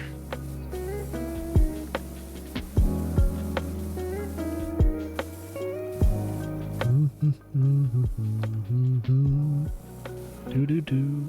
Alright. Clean that as much as I could. I don't know. Oh, the tire's already clean. I don't know why I keep spraying at it. Like, look. The Mars tire, the Mars rover tire, done. We don't need to keep focusing on that.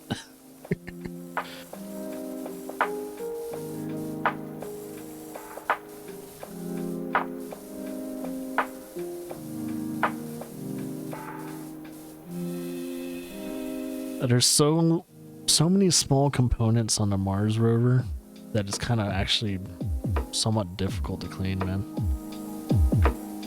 Like cleaning every single surface. There's so many different surface areas. And it kind of makes me wonder if we're even doing anything.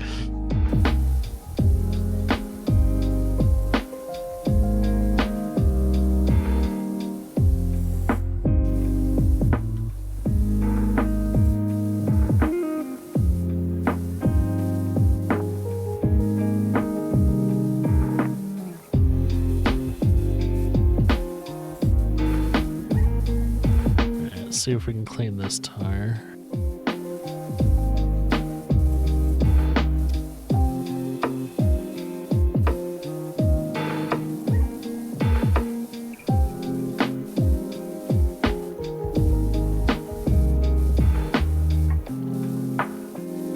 This will be the last job I'll try and do for the game today. So let's see. Weather hub, body, tires are clean, wheel hub's clean.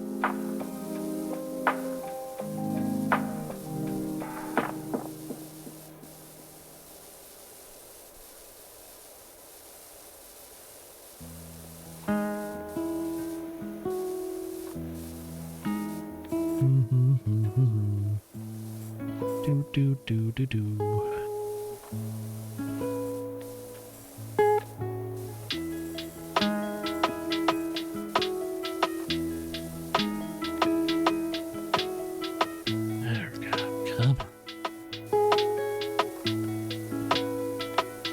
I think most likely later today, after I'm done streaming all that, I'll make sure everything is up to date. So if there's anyone looking for more information on future streams and all that, I should hopefully have all that information out for you guys. So that way you can kind of just catch things whenever you can. And also archives and all that should be up to date too, because I didn't do that the whole week. I was very awful about that. Yeah, I had a hard time. I have a hard time not being productive this whole entire week. It's like I should have done stuff, but I didn't. So yeah, I also made myself a little crazy by trying to platinum 2 games in one go. That was stupid of me too, but I did it. I did the platinums, and I'm happy about it. So yeah, yeah, I'll try and get all that information though pretty much ready and available. There's a lot of components on the top. Try and get it all ready and available on Discord and everything like that to get the links going. So there's gonna be a little bit of activity on Discord from me to you. Don't worry. You can always turn off the notifications. Then you can return them back on.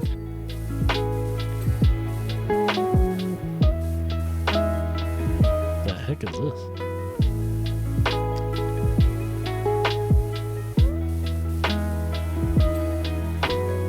Wait a minute. Is that like a...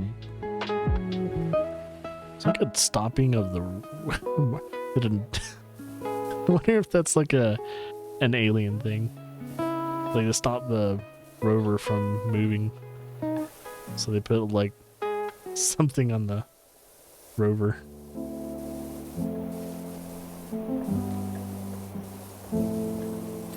It's like cease your investigations, human.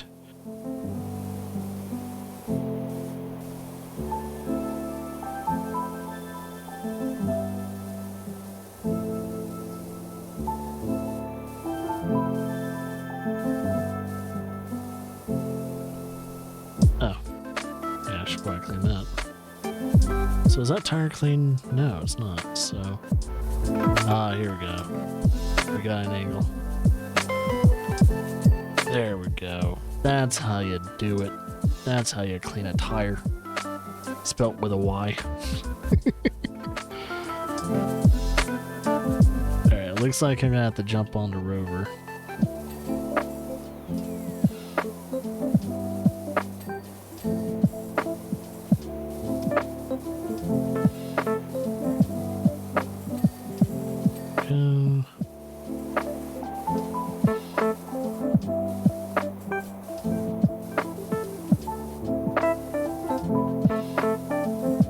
Trying to clean out every angle, but it's kind of hard to figure out what angles I haven't hit it yet.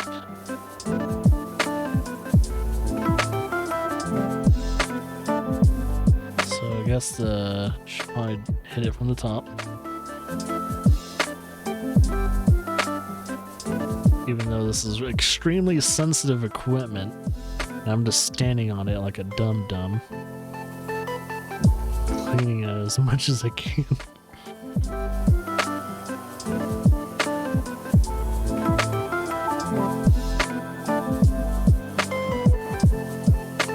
It is a clamp. I thought that was weird. There's a clamp on the... I never noticed that. There's a clamp on the actual like rover wheel. So aliens must have did that. Yeah, apparently, yeah. In this universe, aliens do exist in this universe. So that's kind of funny.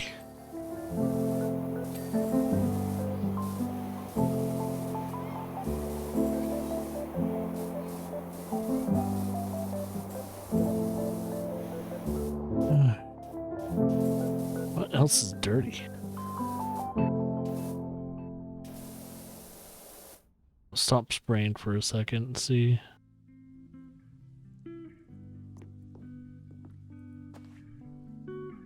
Can't tell.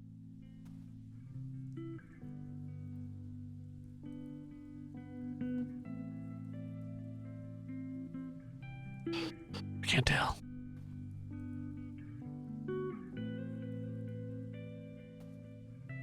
Suspension's clean, tires are clean, body's clean. Oh wait, I think there is something else that you can clean. On Mars? Oh yeah, there is. Yeah, there's the alien feet. It's this. You can clean this, and apparently there's, of course, a gnome. Holy crap, that's bright. Let's hit it at a different angle. Hey, gnome, you have to move.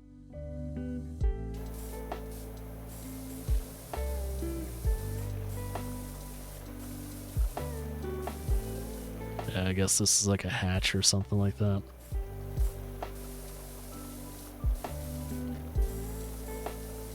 It's like, cease your investigate. Oh, hey, it was a hatch. Specialist.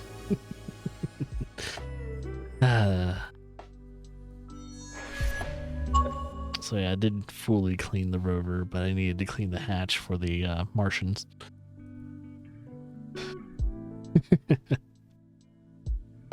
Oh, and I can restart it at any time. Woo. Yeah, but I think that is it for me when it comes to our morning stream. Or coffee stream. We're all out of coffee. It's not morning anymore. I'm getting hungry, so I should probably eat and then get the stream ready for the rest of the few weeks that I have left before we have our baby and all that stuff too. So, other than that, I guess I'll see you guys most likely tomorrow with Skyrim. Yeah. It is going to be my millionth time playing Skyrim, but we're also playing the special edition on Xbox Series X, which hopefully will give me a much renewed look on Skyrim, even though clearly when I'm playing it, it's going to feel like I'm playing Skyrim again. But either way, yeah, I'm going to be doing the playthrough. It's going to be unmodded. It's going to be super vanilla special edition Skyrim and all that. I mean, it looks good. So, I mean, just looks better. Just Skyrim, but looks better, and it runs at 60 frames per second. What's not to complain about it? So, I'll be playing that. We'll be starting that up. That will be on the channel for like at least a good month or two. Probably be more extended because we're pretty much going to be starting 2 playthroughs this coming up week. So on Monday we'll be starting Skyrim, and on Thursday 9 a.m. Central Mountain Standard Time. So that's 11 a.m. Yeah, 11 a.m. Eastern Standard Time. We'll be starting Monster Hunter Rise. It'll be my first time playing Monster Hunter Rise. We played the absolute crap out of Monster Hunter World to the point to where I'm legitimately almost about to like platinum Monster Hunter World. And it could be the same with Monster Hunter Rise, depending on if I enjoyed the game as much as Monster Hunter, World. If it's as good, if not better than Monster Hunter World, expect to see a lot of Skyrim and Monster Hunter Rise on the channel for quite some time. But on top of that, next Monday, we're going to be starting Final Fantasy Remake. Final Fantasy VII Remake. I forgot the 7. But yes, Final Fantasy VII Remake Intergrade, I think, because that's the one that also has the DLC. So I'll be playing that. And that is a nice, chunky, lengthy game. So when we do start Final Fantasy VII Remake Intergrade, that's going to be our main focus, at least until we kind of beat it. And then we'll kind of go just, back to that back and forth of Skyrim and Monster Hunter. And we'll go back to the 2-game format until we get sick of the 2-game format. Then we'll just wrap up like Monster Hunter, at least as a playthrough. But most likely, just like Monster Hunter World, Monster Hunter does not stop until I am completely done streaming it. So the Monster Hunter is going to stay as a big component. with the channel for quite some time. So yeah, there's gonna be 3 games. 3 games are gonna be starting up and everything like that. But I'm gonna try and keep the schedule rolling.